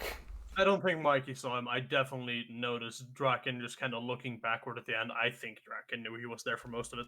At the end, yeah. That's why I don't think Draken was surprised about him being there. Yeah, no, I don't. I think Draken's just like, yeah, I know you've been following me, like whatever. Well, I mean, you're cool. You can deal with that. You trying to find out more about what's happening. Yeah, no, it's an interesting time. In the sense of like, again, like I can't take the show too seriously because like Takamichi, this like little shithead, is just like following them around, and I do think Draken caught on. I'm trying to remember at this point. Did Draken? Who was the one that asked Mike Takamichi, "What's he doing here?" That's the guy whose friend was the one who got beaten up and his girlfriend got raped. Oh, he's That's the like one. Okay. I don't know. I don't remember his name, but he's like the blonde-haired dude with a scar going down the left side of his lip. Yeah, yeah. That's the dude that Mikey kicked the teeth in, right? No, You he, sure? he he's part of Mikey's gang. Yeah, but like Draken was under his command, and then Mikey kicked his face in, and then I think he went under Mikey's command. Oh, you mean the like little kid Mikey when he like just jumped in and stomped the guy's face in? Yeah, yeah, that's him, right? Yeah, no, they were 2 years older in the high schooler stuff. That was not him, I think. Mm. I believe those are just guys he beat the fuck out of and just decided to become friends with Draken. Draken was just like, well, this guy's fucking respectable. So I don't think those are the same guys. I think they are just kind of faceless schmoes to serve that purpose. Mm-hmm. Mm-hmm. Ah, fair enough. His design was very similar. However, his like pink midriff like crop top shirt with the delinquent blazer and pants was just hilarious. Yeah, but I mean that's kind of the outfit they have. I mean, I like how they all kind of shift through outfits like a normal person would. Though, like the Tokyo Manji gang's outfit are also the fucking like delinquent pants. Sure, they have like the jackets and everything that are a bit different, but like yeah, they're very classical janky delinquent styling in their outfits. It looks really cool in anime, and then you think about it in the real world, and you realize like, holy shit, you're all walking around in MC Hammer puff pants or wearing like painter jumpsuits with your logos on it. Like, what the fuck? Yeah, I mean, sure, but this was the early 2000s. I mean, it was still kind of in then. It's true. The late '90s, early 2000s was a lawless. The night, actually, mid to late '90s and early 2000s was such a lawless land for fashion. Yeah, I mean, fucking, I had no fashion. I didn't give a shit what I was wearing as a kid, but I was rocking a fucking mullet because someone tricked me into that was being cool. No, that's '80s style, man. Yeah, no, it's hideous, I know, but that's what I was rocking. Yeah, or was it '70s? I think no, I think mullets were '70s. Yeah. I don't know. It's kind of just called a hockey do here because it's generally what hockey players wear because that's kind of what. Hockey, dude. Oh my god, yeah, the amount of like hockey players in Canada that used to have. I would like the whole like if you look at the scene of like it's just game, why you have to be mad, is like also a bunch of mullets in the background. Yeah, I mean, it's just one that kind of naturally works for hockey players considering the helmets they have to wear. It just kind Mm-hmm. of keeps the do. Mm-hmm. Yeah. But we're getting a little bit off topic, and one of our fellows is Meep's. One of our fellows, Meep, his internet's dead, so we're gonna have to go on a little short break because I don't want to cut him out of the conversation. And Yeah. if you guys are listening on our YouTube upload, you might be hearing this part. Or actually, you know what? Fuck it. I'll just keep it in. Yeah, we're going on break, and there'll probably be an awkward cut to, "Hey, we're back from break." Yep. See you later. Or Yeah. immediately if you're watching on YouTube, I suppose. Right. And we're back with Tokyo Revengers, like I said we would be, just a few seconds ago. But yeah, okay, what were we talking about before we needed to cut and take a little break? We were talking about the general use of how the comedy, how I don't really enjoy the comedy, but the juxtaposition, Juxtaposition. juxtaposition. Words hard sometimes. It's fun Of though. it, yeah, of it to the serious moments is really what makes this show special in my eyes and really amazing. And I hadn't really realized it before you kind of made me face the music on it. Yeah. I think we kind of got done with that, and we were kind of just riffing about the other stuff we enjoyed about the show as we were stalling a bit of time with me. I think we were about ready to show cards, actually. Oh, I had 2 more points to bring up, but actually, Meep, since you're back now, why don't you tell us about what you enjoyed this episode? Since we got a chance to talk about our moments. I already said it before. I just enjoyed the general atmosphere. I'm interested to see how things go. Definitely. Yeah, the show definitely knows how to build intrigue. Oh yeah, I mean, essentially everything it does just keeps building this intrigue. I'm Yeah. ready for when that dam breaks and we get some shit. Yeah, I'm gonna fuck the episode. Okay, a little preemptively, there was 2 more things I wanted to bring up. Go on, Dad. Yeah, I got wee woos, so if you guys want to do your votes now, I guess I'll just do your votes and I'll follow up at the end. Sure. Maybe you want to go into something more about that, or is that it for with the stuff you said before? That was basically it. Like I said all my points earlier. All right. I love the backstories or like more introspectives we've gotten from both Mikey and Draken and how their personal lives is before everything started with where we are right now, and how much like less mature they look because they clearly haven't hit their growth spurts in their puberty yet, like they have in the actual show, because they still look like kids more than the brimming adults like we see them later. I enjoy that, and I enjoy how Mikey, even though he looks such an innocent being right here, he is a violent motherfucker that does whatever the fuck he wants. I really enjoy the show though. The comedy's not the strong part for me, but I mean, I have gotten a respect for why it's there from Dalron. Yeah, I enjoy the show more than I kind of deal with it though. So I will definitely fuck it. Yeah, honestly, I was not expecting a Draken backstory, but once we got it, it immediately makes sense why he treats his girlfriend the way he does, and like the idea of her like sleeping with someone else completely doesn't bother him, and how the idea of her being like sexy and like hot is he's just like, I'm surrounded by sex workers and attractive women and naked attractive women growing up, like cool.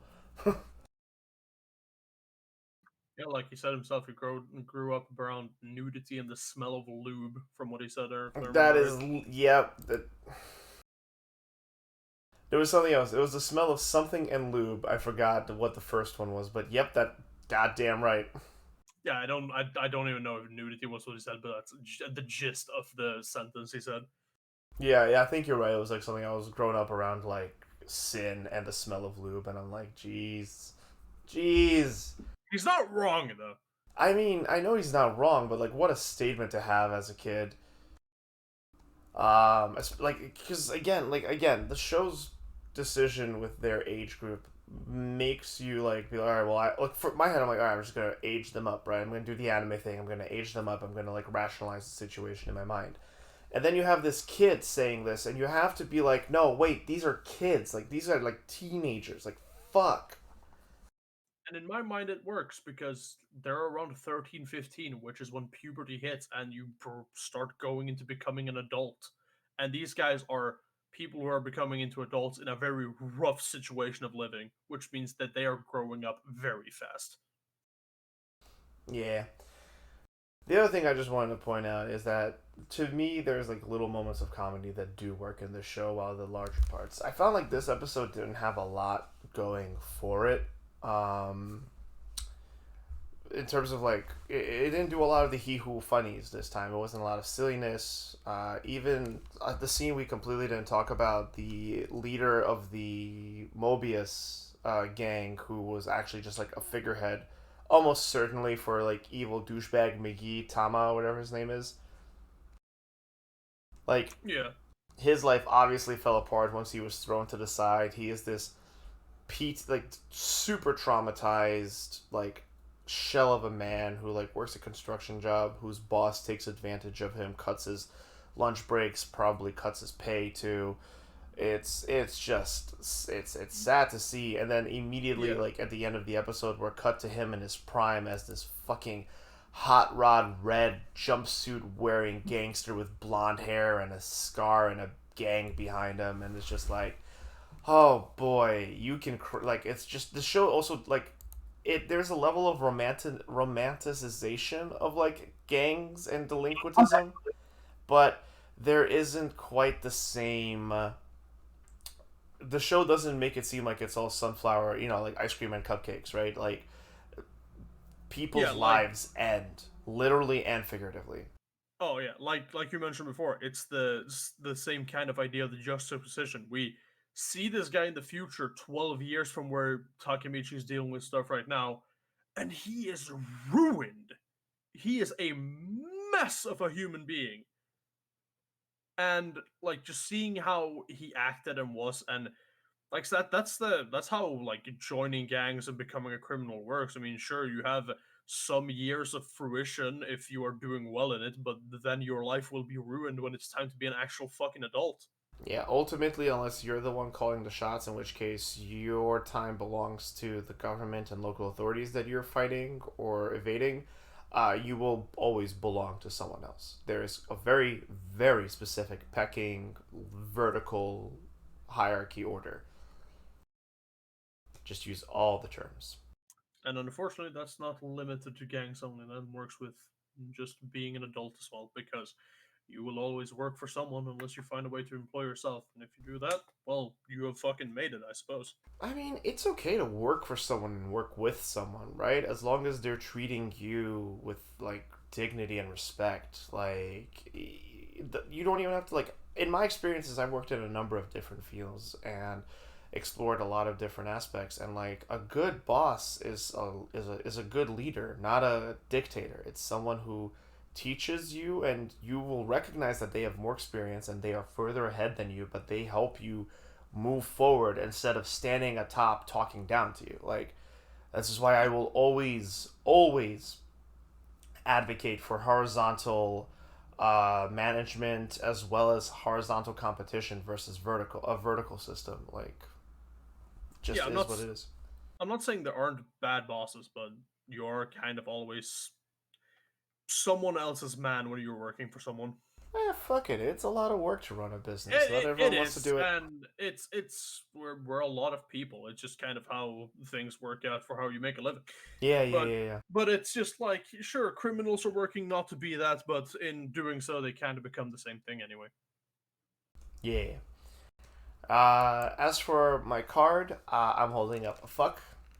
This episode was a lot of fun. It was one of those episodes that passed by quicker than I expected because I thought so much was happening and I thought more was going to happen.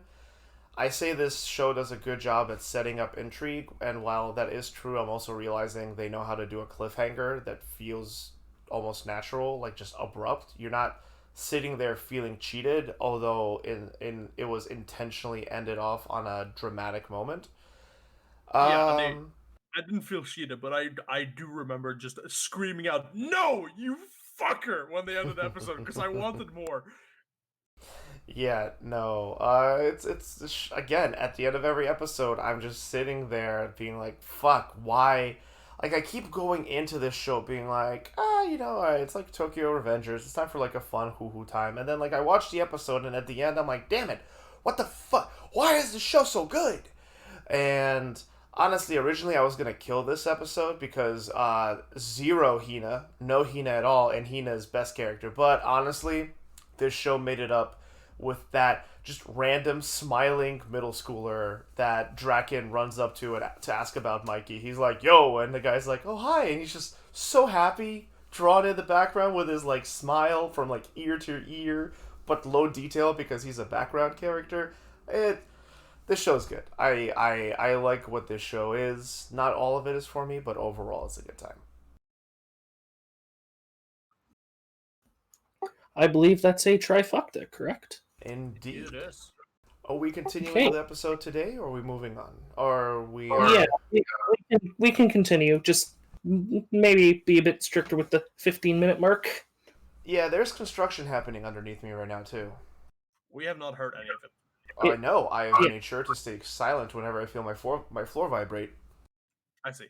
Well, I mean, it's like, let's keep it to 15 minutes. And I mean, we will be done in 30 minutes. So yeah, let's go. Yeah, it's best if we continue doing this today because I also work tomorrow.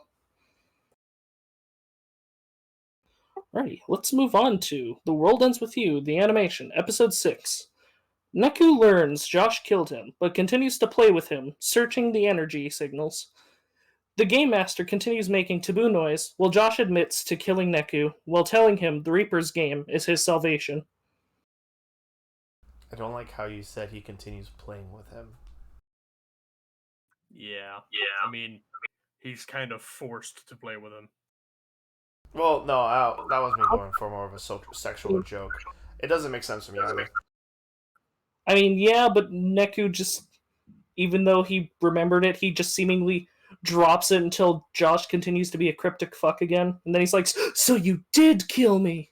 It's... he killed you. How do you not demand he tell you why right off the bat? Like, I know there's a level of, like, disorientation that is implied with him reading Josh, right? And then there are the memories, and, it's hard to come to terms with your death that you haven't been able to remember. But he, multiple times throughout the continuation of the episode, is like, he killed me. He killed me. And both times he just rolls his eyes like a mid 2000s edge boy that he is and just continues along until Joshua fucking becomes an archangel. What the fuck? But Dal, he might have his own reasons. Loud sound. He might have his own reasons, but what the fuck are those reasons? We've been in the show for like 3 episodes now. We still don't fucking know shit about that. Yep. Also, I've had a lot of patience with him, but it's running fucking thin because he's still just a vague piece of shit he was when he came into the show. it's not good storytelling, unfortunately. Like, I hate to be so blunt about things, but like Joshua is not good storytelling. You're building artificial mystery. It's intentionally vague, and it doesn't serve a purpose beyond extending your story's runtime. And I last week I said what I said about it. It was not interesting nor fun, but regardless, it's stupid. Yeah, no, like, I know we like sometimes brought up the like game, but like, is he the same way in the fucking game? Because if he is, he's obnoxious. It would be just as obnoxious in the game. Like, he's just not telling you shit, and he's just being cryptic. It's like, oh, did I kill you? Did I know? Let me just be fucking cagey about this. And considering the game has more time between story beats because it's an RPG with side quests, it would be fucking infuriating to work with this guy that's being a cagey piece of shit. I mean, like, I get it. He's obviously not so bad a guy because he saves Neku multiple times, but like, is Joshua like an angel or something? It's some like, oh, everyone else, like, they're reapers, and I guess he's an angel, he's a savior or something. Like, sure, him saving Neku, but that's just the show setting up situation where Neku's in danger, so he can save him to look better, even though he's just being an obnoxious, cagey shit. Okay, that's fair. Because like, when he was with Shiki, he got into like a situation like that once or twice. He's in the last 3 episodes. He's gotten into like fucking 6 situations where he was just running into things and about to get himself killed. Neku, look at yourself in the mirror. You are not a barbarian. You are not a berserker. You're a clown. Oh. Do.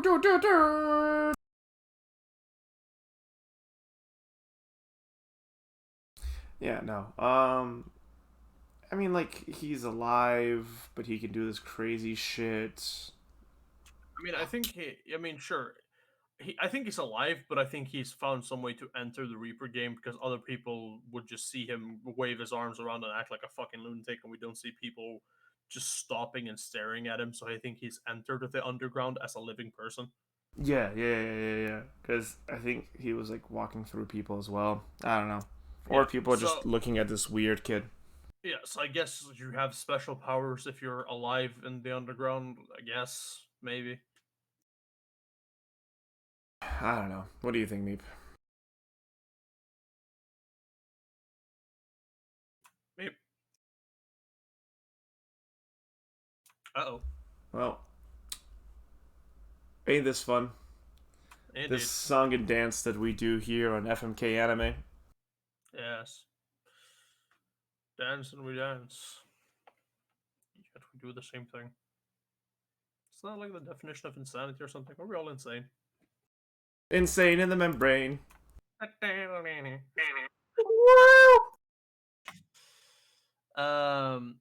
Yeah.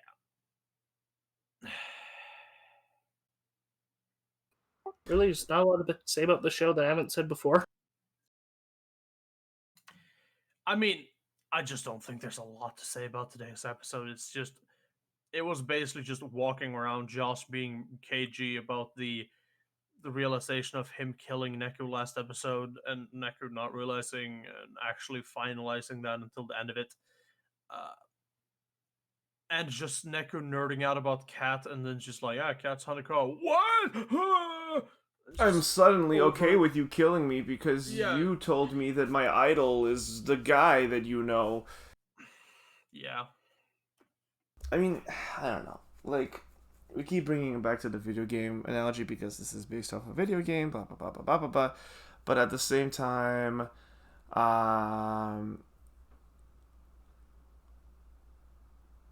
I realize that, like, this is very much like a Square RPG, right? Like, you see it, especially around the Kingdom Hearts era. That comes with its own issues, and unfortunately, I'm starting to really feel them in this. Because, like, think about, like, dealing this, like, in a game. Akan, you kind of said it already yourself. Like, if you had to deal with this in a game, probably would have been even more obnoxious. Like, how many times do you just... You're playing a game and you're like, alright, I'm just going to skip this part because I'm not interested. Like, what if I just power through this scene or something like that? And that's kind of what I feel like is happening with this anime. Is just I'm just along for the ride, and I don't really experience any agency if I was like playing through these scenes.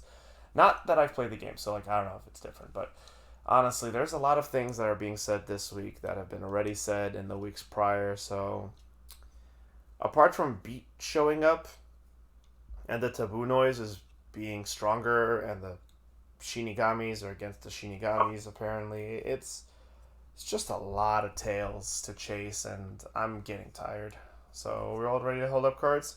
Yeah, I enjoyed the game master actually like creating the taboo noise, which like that puts some interesting spin of what he's doing and some interest in what his goal is. But I will be perfectly honest, I think this show's kind of just gonna drop it like, oh, I just want to kill people. Yeah. Because it's basically been what it's done before. It hasn't been particularly strong in its storytelling. It's done some pretty cool action. It has a neat art style and some good music, but you know, doesn't really do much. Yeah. We ready to hold up cards? Does anyone else have anything they want to say? Nah, I don't No, think we have much to say on this, do we? I'm gonna go no. first. I'm holding up a knife. The show's stylish as hell. The music, the sound effects are cool. Like in concept, everything should work, but execution, it just does not.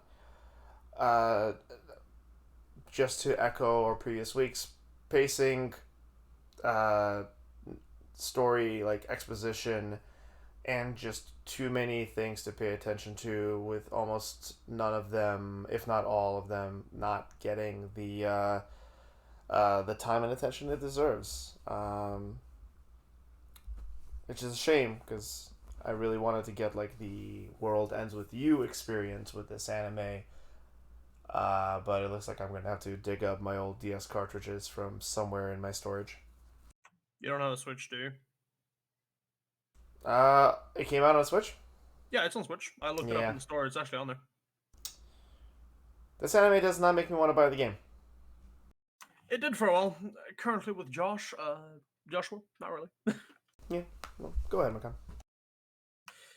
Yeah, I'm also gonna hold up a knife here. I've been trying with the show as I've been making an attempt to try and see the good in it, which I did for a while. I was enjoying the ride, but this episode just did nothing. We went nowhere. We're just nerding out about Cat and like this. They did the fucking like same reveal like it's supposed to be as shocking each time with the fucking "you killed me" like 4 times over, and I'm like, who cares? You did it once. You're supposed to resolve it or continue the conflict from there at that point, but you just keep wallowing in it. It's bad storytelling. I just can't deal with it anymore. It's a knife for me. Also going to be a knife for me, Chief. That's it. Also, to answer your question earlier, I just legitimately didn't hear when I was addressed to. My bad. Sorry. You're good. But yeah, any do you have any exposition to give to your do you have anything to expound on with your knife, or it be what it be? It's everything I've said in the previous weeks. Also, like, It- Funimation's go ahead. Everything I've said in the previous weeks. This show just doesn't do anything for me, and I think the game would just be a better experience. Yeah. Also, like, Funimation's been dropping the ball on subs multiple times throughout this season, and which is ridiculous because it's Funimation who's become like the titan of like anime in the West. So, hey, Funimation, get your shit together. Like, tighten your belt, improve your desktop experience, and also check your subs. Why would they do that? They're already the giants of anime in the West. Why would they even bother? They've already made it, so like they're not gonna put an effort. And now, why would they? It's silly, but however, it did in this instance make me laugh because Neku turns around to Joshua and goes like, "Hold on, wait, I have, damn it, that's right, I think I have the screenshot of it." The sub read, "Is you trying to meet the composer?" And in my head, I laughed out loud because in my head I just hear Neku turning around to Joshua, "Is you or is you not trying to meet the composer?" Really? Mm-hmm. Just a fucking Tom and Jerry pull, like, "Is you or is you not my baby?" Holy shit. But yeah, the that's sub bad. literally reads, "Is you trying to meet the composer?" And I'm like, I don't think you guys are trying to speak jive, and if you are, you shouldn't. Damn, can't believe Neku is Goku. I don't get it. It's fine. But that is a try knife for The World Ends With You. I wonder what show's going to die this week. Why, obviously, Shadow House. Episode 6. The living dolls eat sweets to find a key to the garden. Then they are put through a labyrinth to find their shadow masters. John escapes using soot and finds Kate, all while shadow nobles watch the spectacle. Lou has a knife. Lou has a knife. Lou has 2 knives connected to each other. Oh no! And she put Ricky in his fucking place. So she's gonna fucking not even threaten to hurt him. Just give him a fucking buzz cut. I'm pretty sure that was the threat. I mean, yeah, it's not threatening like I'm going to kill you. It's just like, yeah, I'm just gonna ruin your fucking image. Well, if he can't look like his master, then get fucked. Yeah. Yeah, that's what I was gonna say. I was saying like the way I saw it was like an insult, like yeah, you won't look like your master anymore. And he's like, Yep, and you ultimately fail. Also, can I just say that I love that how much Edward looks like he should be this like collected debonair gentleman. How little of his shit he has together. He's just very fucking angry all the time. He's not just angry, he's like dramatic and freaking out and like upset. And like we finally got like the explanation, like, what the fuck is happening? Like, this is supposed to be easy. And even when I went to play the piano to calm myself down, these fuckers start dancing? What the fuck? What's wrong with you? I love him so much. It carries him slapping Ricky down, Ricky and Patrick down a level, it carries that energy so well. That momentum of that energy into this scene so well. Oh yeah. And Also, I love how unflappable Emilico is when Ricky was trying to insult her, and she's like, "Yep, it's a good time," and he's like, "Fuck." he's just like, what do I even fucking do? She doesn't care. Like she got sad for like 3 seconds, and then she just perked up again. Yeah, Kate says she thinks I'm unique. That's all I need, and he keeps going. Yeah, and I mean, fucking Emilico just like if Emilico wasn't there, all those motherfuckers would be screwed. Cause she's the one who actually solved this. Just like, yeah, I'm just gonna sit here and eat sweets. Oh, well, he still tell us to eat our sweets. So I mean, I found something here. Actually, figuring out it was a key as well. Emilico is the best case of head empty. Head empty, but getting shit done. Yeah, and it's the key from the opening. Yeah, it's the Yeah, it is. thing. It's it's a great fucking foreshadowing thing that doesn't mean anything when we watch the opening, but when you've come to this point, it means so much. Yeah, and it completely makes sense why it's so emphasized, because it's obviously emphasized, but with no context. Also, the sound cue for it is just fantastic too. The snap. Oh yeah, that's why it's so memorable in the opening as well. Mm-hmm. Just the. Yes. By the way, oh sorry, No, that's just me agreeing there. Go on. I was just gonna say. By the way, John already fucked up. His clothes are dirty. Yeah, he did. He also fucked up because he proposed to he asked Kate's hand in marriage. I fucking love the boldness of him. Like, I like you. How about we get married? She's like, what? Yeah, it was just silence. I don't think so. Nah. I'm rooting for him. John's my favorite, man. Yeah, I'm like, you go, John. Get her. I mean, you fucking make her fall for you. You're a charming gentleman. He's a little bold, but I think that's part of his charm. Yes, he is bold, but he's charming. He's kind. He's nice about it. If Barristan can't person. Yeah, I mean, exactly. There's a little bit of like, how do I put this? It's not arrogance. It's entitlement. He just assumes that it should be his way, which I don't like. But unlike with Barristan Kench, which is a D&D character from Lana Plateau's D&D streams, rooms.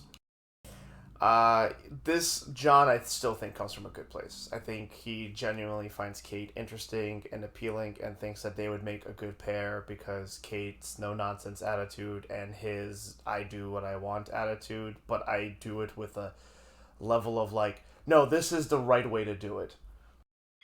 Yeah, and he doesn't even get upset or discouraged when he's turned down. He's like, all right, fair enough. I'll come back later. Like, yeah, that's a reasonable way to react to someone just offering to marry you when we've talked like twice. But at the same time, I wouldn't compare him to Barristan Kench. I mean, we've seen his interactions with Sean and some of the other people. He's generally a pretty kind person. He's just eccentric, outgoing, and very forward with what he wants. Yeah. And I mean, that's just him making an outrageous claim for comedic value in her dire situation while also seriously portraying his interest in her. So I wouldn't say it's just like, oh, it will go my way. It's just that he is confident about it, and I am 100% sure he was expecting it to get turned down. So I think he was most likely doing it to kind of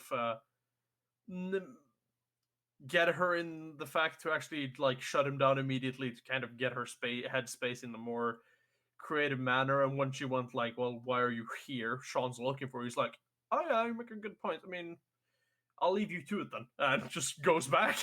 Speaking of head empty, like he is a good boy even if he doesn't think things through. I want to say something in response to like how he is with Sean in respect, but Meep, what were you gonna say? I was gonna say it just reminds me of like when they first met Barristan Kench in episode 4, when he was friendly to the group. Yeah, this kind of like charisma forward brute force, but like not in a mean way kind of sense. But with that character, there was always more darkness, always kind of foreshadowed. But with John, it's just a matter of it, it's yeah, it's kind of like an arrogance or an entitlement, but like it's not villainous or mean. It's just I think I'll just go back to my original point. It'll be a better way of explaining what I'm trying to say. I think that the dolls aren't just supposed to be the faces of their Shadow Masters, or I think maybe they are, but each doll learns how to work with their Shadow Master, um, with their Shadow, in their own unique way, right? Like, Sean, last week we were talking about how, like, I was talking about how, like, Jesus Christ, like, Sean, listen to your Shadow Master, like, because, like, John is just like, fuck's sake, man, just would it kill you to listen to one of my commands? But that completely makes sense, right? Like if you have to deal with a personality that's like John's all the time, you need to have clear boundaries and know when to say no. And then Lou is very much self obvious. She is the like I just need to be this presentable, perfect doll and look pretty and smile and like have a catty expression. Ricky's is also kind of on the nose, and Emilico is figuring it out with Kate as the show goes along. However, if I am correct, that is a sadder implication for Mia and Sarah. Yeah. Damn. Yeah. No. With like Lou and Louise, was that Yeah, the Lou Shadow's and name? Yeah. Luis. Yeah. Yeah. I think Louise has just kind of been. I know the term has a different thing, but been grooming her into what she wanted her doll to be, and she had been fed constantly like, "This is how you should act. This is how you should behave. This is how you should be. I think you're perfect like this." And if someone's doting and giving you compliments and doing that in your formative time of your life, it is going to have an impact, and it's going to format you how you are as a person a lot.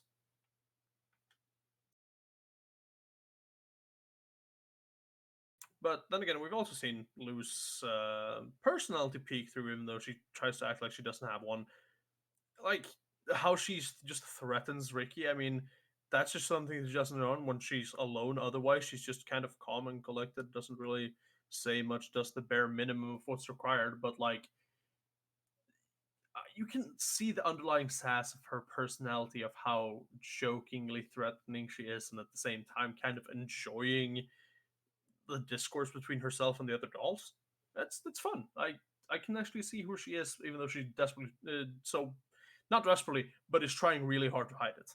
Yeah. I actually love Lou's like personality. She's so much more of a fucking badass than I thought she was going to be. Exactly. She's so much like oh quiet, just okay, get this done. But when she needs something done, she's just no fucking nonsense, and like I know the episode of Powerpuff Girls taught us that that's not the way things should be, but I'm just sitting here and laughing because I just can't stop thinking of Bubbles going hardcore. Also, I just want to mention I love how Sean and Ricky was placed at the same place. They like was trying to get the same thing, and they're like getting really offensive at it because I assume they were both realizing they were looking in the same area. And then it's just like, yeah, see what the you want at the same time. Yeah, well, it won't solve anything because it's obvious that we both want this. And then it's just like, oh, I guess not. Dumbasses.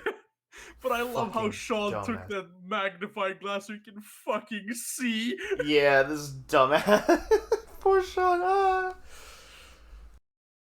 And he assumes the dots are words that he can't read, even though he has a fucking magnifying glass. And I'm just like, poor Yeah, baby. it's still blurry for him. It's just like, is this words? I don't know. And it's just like, fuck, I wish Amilia was here. She has eyes.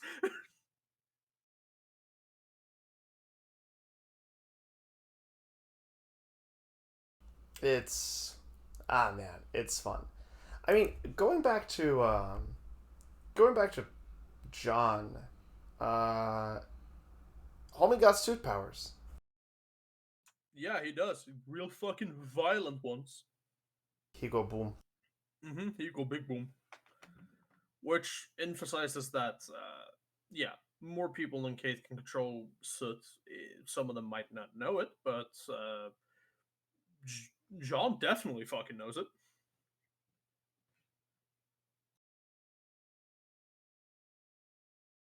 Because I mean, we haven't seen anyone else allude to it, but Yeah. yeah. See, Oh, me, you're cutting out a bit, but you can say that again. I said, yeah, it seems like he has a different power from hers too. Yeah, I mean that might have something to do with the way they emit soot as well. That might have to do something with their powers, because John seems to be more violent and something he could use for combat, while uh, while Kate seems to be something more like manipulating the soot and making it move instead of being a more violent thing. It is yeah, that's interesting. I didn't think about it actually, but in the last episode we were shown how everyone emits soot, and that could strongly play into their powers, eh? Yeah, I mean, I think that's definitely having a take on it. I would say. I Oh mean, my god, what if Shadow House turns into a fucking shonen with all of them fighting each other with their different soot powers, like a Hunter x Hunter or My Hero Academia kind of situation? fuck, that would be a term, but it would kind of be cool. Also, as Chad pointed out, John's voice actor is having so much fun. Fucking Oh, John went oh kabam, yeah, boom, crash, and now I'm free. And I'm like, you yeah. go, No, he's John. enjoying his role so much. But yeah, just this becoming a battle anime. Yeah, yes, just with the power of friendship and our fucking shadow soot powers, we're gonna beat up Grandpa. There is some intimidating foreshadowing at the end there, in it. Yeah, I also like how the people who were watching this for entertainment is like, yeah, he's unfairly knocking Kate down. It's not really enjoyable. And we still don't know why he's after Kate so fucking much. And on top of all of that, there's also the further situation of like them just saying that all four of those are fucking failures. Yeah, I mean, I Didn't think that's you some. I think it might be that their dolls are not working and perfectly mimicking them as much as say Mia and Sarah, because like we saw them and they act perfectly. It might just be that most dolls are actually more put together at this point, more than they are. But like, I think at the same time, he is unfairly treating Kate, not for anything special about Kate. It might be, but he was also trying to get one of them failed, because otherwise he doesn't look like he's doing a good enough job. Yeah, I was gonna say if he doesn't fail one, because he was saying he's like, if I don't fail one, at least one, the grandfather will be upset, and I can't just fail one for no reason because they'll get upset at that too. Why won't any of them fail? I don't know. I feel like there was something mentioned that was like singling Kate out in particular. Like I keep trying to It get was Kate. it was mentioned he mentioned he was singling her out because she's the lowest. Hmm. But also, people are just fucking mean to Kate. Yeah, I mean, yeah, there might be some familial stuff with it we don't know about that, but I don't know yet. We're gonna have to wait and see on that one.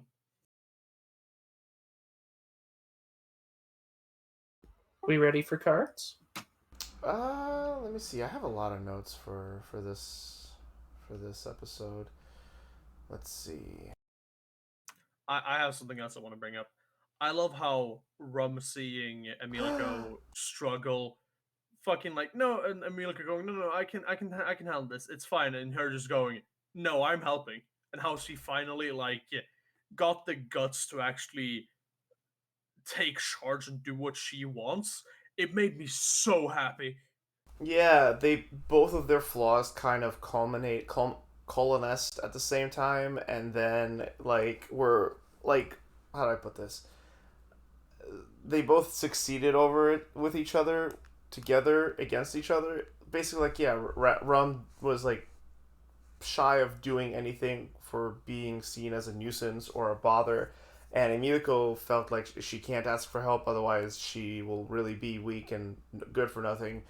And they both got over their insecurities together to like push this stupid heavy crib cart wagon March. up a hill. Yeah, and I mean, I'm gonna be interested to see what Emilica's gonna do with it. I mean, I think it's gonna be useful, but it is a fucking hassle to lug around. Also, gods, Ricky, shut the fuck up. Yep. Also, don't be mean to Rum, Ricky. We will cut you. Yes. When he was like mean to Rum about the lantern, I felt so bad for her. He's like, "With a lantern? That's stupid. You're stupid." And she Yeah. just, oh.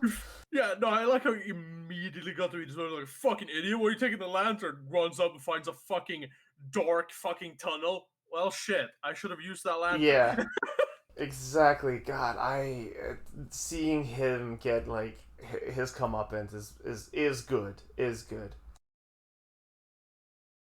Also, yeah, it's for the scene with John when he was like in the crate. It was just like, oh, John's strong, and then immediately afterwards, like, oh, John bold when he came up to Kate. Oh yeah, it is. I am deeply interested in all these characters. They're fun to watch. Did you have any more points you want to bring up, Dal? Because I racked my brain to come up with that one. Do Yeah, you have any more yeah. from your notes? I love the overall theme in this show. The one that plays in like quote unquote the overworld. You guys see why I think this is like video game esque, right? Like I'm not crazy. Oh, definitely with like the mace and the map and like you pick your gear and things. Yeah, I'm kind of getting that feel right now. Yeah, and the music only drives that more while setting the tone of the world even more so. So I think that's really fantastic. I like Emilico being head empty, but also like smart girl, like with the cookies and everything. And it was just a lot of good moments. And let's see. I also thought when they told them to like pick up their gear, like Lou bent down for the rock, I thought she was straight up about to like spike it at Edward, like just yeet the rock into Edward's head.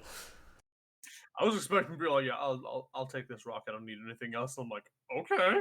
But the gaff was relatively better because she just Ricky's again talking shit. Shut the fuck up, Ricky, and fucking throws the rock overhead, hits something. I'll take this. I'm indecisive. Yeah, I mean, I'll probably help you out. I mean, everything here is kind of useful, so yeah, I'll do.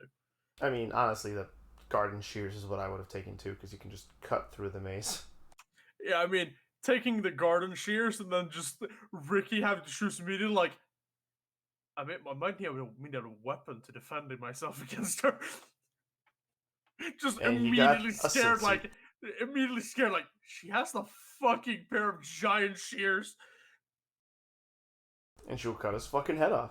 And I like how he Yeah, tried to, like, yeah, find a way to use her, and she's like, if you try anything, I'm gonna fucking kill you. yeah. No, I like how he just like I like how he knows why he's in trouble as well as like I was talking shit and she has a weapon now. Fucking Ricky. I'm ready for votes if you two are. Hmm? I said I'm ready for votes if you two are. I'm not, but since I'm being rushed, I guess we can get to it. No, I mean, what else do you have to talk about? How many points do you have? Just two last things. Go for it then. Let's go for that. Yeah. Those cuts were really. I don't. Okay, first of all, I laughed out loud when they were Shauna and Ricky started their fucking arguing again, and it just cut the mute cut to the window outside. That was great, yeah. It's just like, yeah, well, I fucking think, yeah, well, I think. And just you hear them, you see them bickering with each other, but it's from the outside, as if the show is doing like dumbasses. Also, I wasn't trying to rush. I didn't know if we had any other points to talk about. Sorry. Yeah, Yeah. and Just the children like, shut your fucking mouth. I mean, you fucking arguing completely all the time. Fucking hell.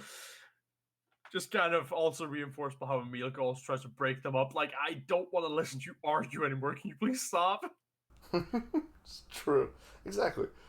Um, I don't remember what the cuts were, but I remember writing down like it was a really weird and jarring cut early on.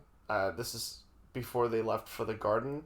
Unfortunately, I failed to write down the actual note, thinking that I would remember the scene, but I just remember being like really, well, visually jarred by a specific set of cuts that they did. Oh, yes. Thank you, chat. It was Emilico eating. It was with the Ricky thing when he was trying to insult her and she just continued eating her sweets and it was just this cut and cut and cut. And I get that it was setting up for like Ricky's progressive, just like I don't know what to do facial expressions, but fucking it was weird and the middle cut especially made it feel all the weirder. Yeah, I mean, I feel like that's just kind of like the adaptation of just the manga. They just like, all right, we'll just take the manga panels and just fucking like do some slight animation on Milka on them. Could be. I, Could I, be. I, I believe that, especially with the perspective the shot was in. Yeah, I believe that's just like 3 or 4 manga panels that you just made into a scene because they didn't know what else to do with Yeah. them. And then lastly, the I, question for you guys.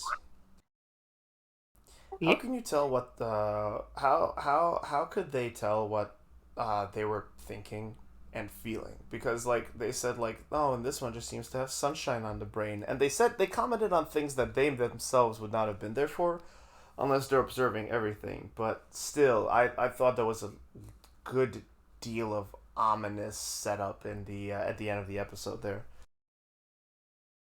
Like I think the shadows watching, like the pieces on the map and Yeah. everything. Yeah, no, I mean they clearly know a lot more than just this little debut that's going on. I don't know. There's a lot of.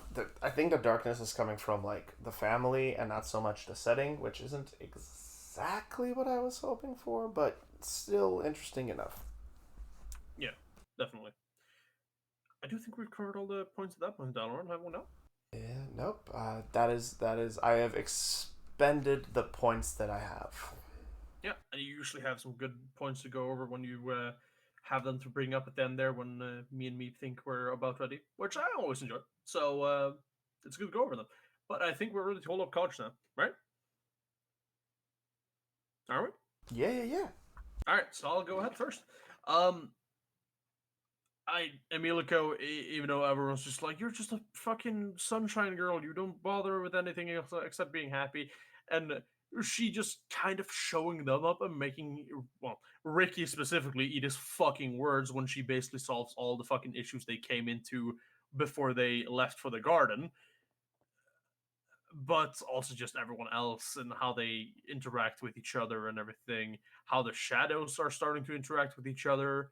I mean, John and Kate didn't have much interaction when everyone else was there, but he seemed to be more willing to be free with her when they were in person. How little details like that are starting to crop up in their personalities, and I'm here for the darkness more of the show because that's kind of what intrigued me about it. But it's fucking interesting with the interdevelopment of the characters. I'm gonna fuck the show.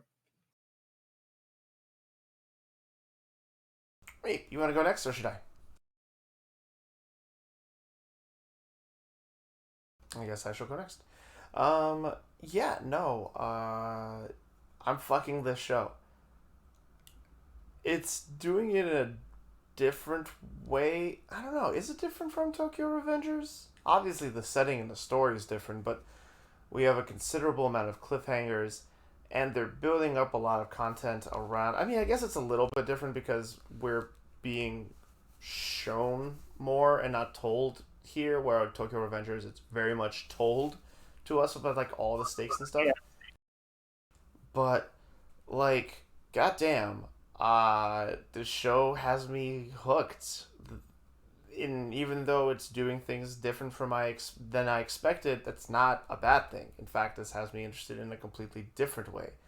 And seeing Ricky get his comeuppance while me just wanting him to be a better person in general is a lot of fun. And honestly, I agree with you, Makan. I'm used to this show being a bit more of a discussion between all of us. But as you can tell, everyone at home, this show makes me ask questions and think about a lot of details. And that's a good thing. So I'm fucking this episode. I just want to bring up a thing you asked, Dalaran. The difference between it and Tokyo Revengers. Tokyo Revengers, they both are shows that implement drama a lot. Tokyo Revengers is very clear with this is the issue, and the drama is on how they're dealing with it.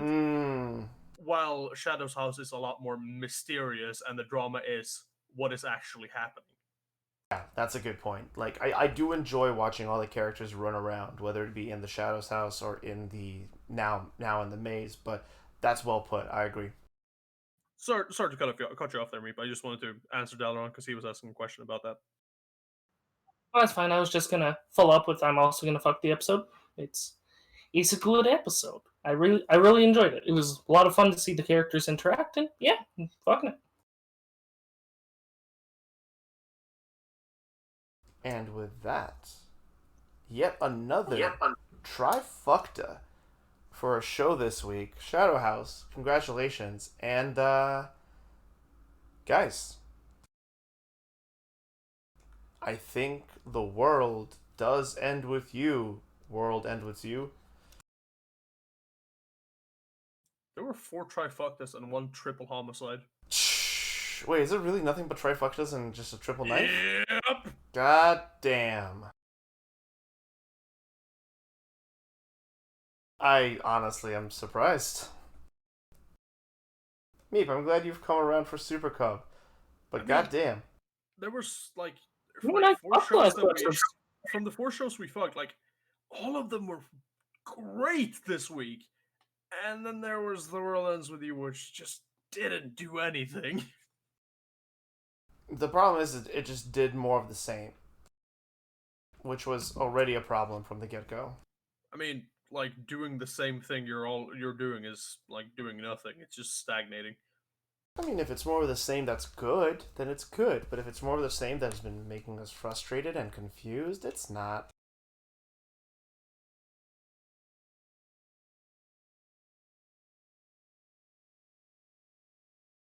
But yeah. So certainly an interesting week.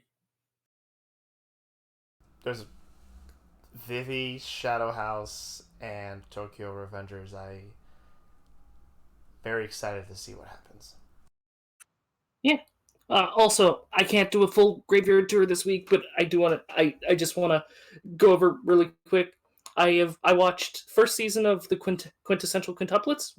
It's very good. I like its comedy, and I'm even invested in the romance. I watched all of Demon Slayer and the Demon Slayer movie. It was also really good. And I watched episode 6 of Full Dive, and I am dropping it. Episode 6 did nothing for me, and the whole entire joke is, oh, look at the childhood friend. She easily beat up the Inquisitor. Oh, Hero groped the childhood friend to get her to stop attacking him. But the joke is that doesn't get her to stop. So he confesses love for her, and that gets her to stop. And then he ends Martin time by going to the tree and remembering his past with Martin. Oh my fucking god. Yeah, I'm glad you dropped it, but I'm also a bit sad that it took you fucking 6 episodes. It took me like 5 minutes to realize. Well, we do all have our own tastes. Yeah, sure. No more Martin time. No more time. I mean, sure, they removed the only good joke. Yeah, I was gonna talk about like the stuff I said I was gonna talk about the stuff I wanted to change about Vivi and my opinions on it, but I think that's something I should probably bring up after the show is over, if we keep watching it until the end. Because I shouldn't judge a show that isn't finished on what it could and couldn't do with its story. Because I mean, when it comes to story writing, I'm certainly an amateur, and this is only my opinion on perspective of it. But I'll talk about that at the end of the season. Yeah, alright. And I have continued watching Zombieland Saga, watching Season 2, Episode 4. Fuck, that show's good. If you've followed me on Twitter, you would have seen me gushing about Junko and just how fantastic the show treats its characters, despite how silly and ridiculous it can be.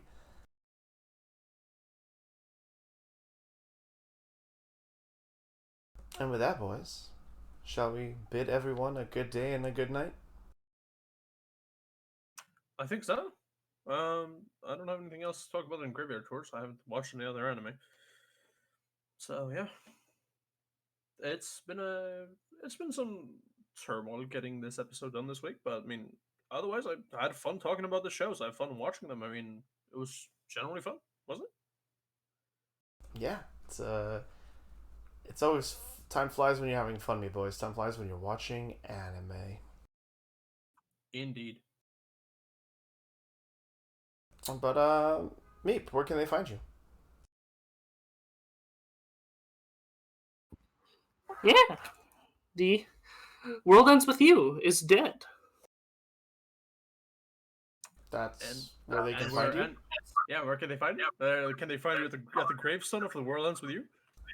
Yes, they can also find me at Soul_King on Twitter, where they can see me reposting porn. Sweet and to the point. Makan, where can they find you? You can also find me on Twitter, or the well, not the woods anymore, more on like the mountaintops of Sweden, just screaming into the distance. Ah, you're becoming a German legend. Gotcha. Yeah, kind of, but not really. I mean, Germans are like the bargain bin Vikings, but you know, you can also find me on Twitter at that_Viking, retweeting possums and other shit I find funny. It's always possums. I keep expecting it to rotate. Nope, it's only possums. I mean, sure, there might be raccoons as well, but that's about it. Grayish pandas. Alright, y'all. Generally, cute trash animals. That's all I do. Cute urban wildlife. And as always, everyone, I've been Dalaron Quest. Catch me over on Twitch, YouTube, and Twitter at DALARON Quest. Thank you, everyone, for tuning in. Those of you who are watching on the YouTube uploads, thank you guys for coming to check us out and hanging out. And we'll bid you all adieu for this time, but we'll catch you again next week, Monday at 1 p.m., around 1 p.m., 12 or 1 p.m. Eastern Standard Time for the next episode of FMK Anime. You guys can also jump into the Discord that's down in the doobly-doo, and you'll get up-to-date notifications when we are preparing to go live and when we will be going live, so you don't have to miss a beat if you want to join the conversation live. Yeah. But until next week, bye everybody. Bye bye.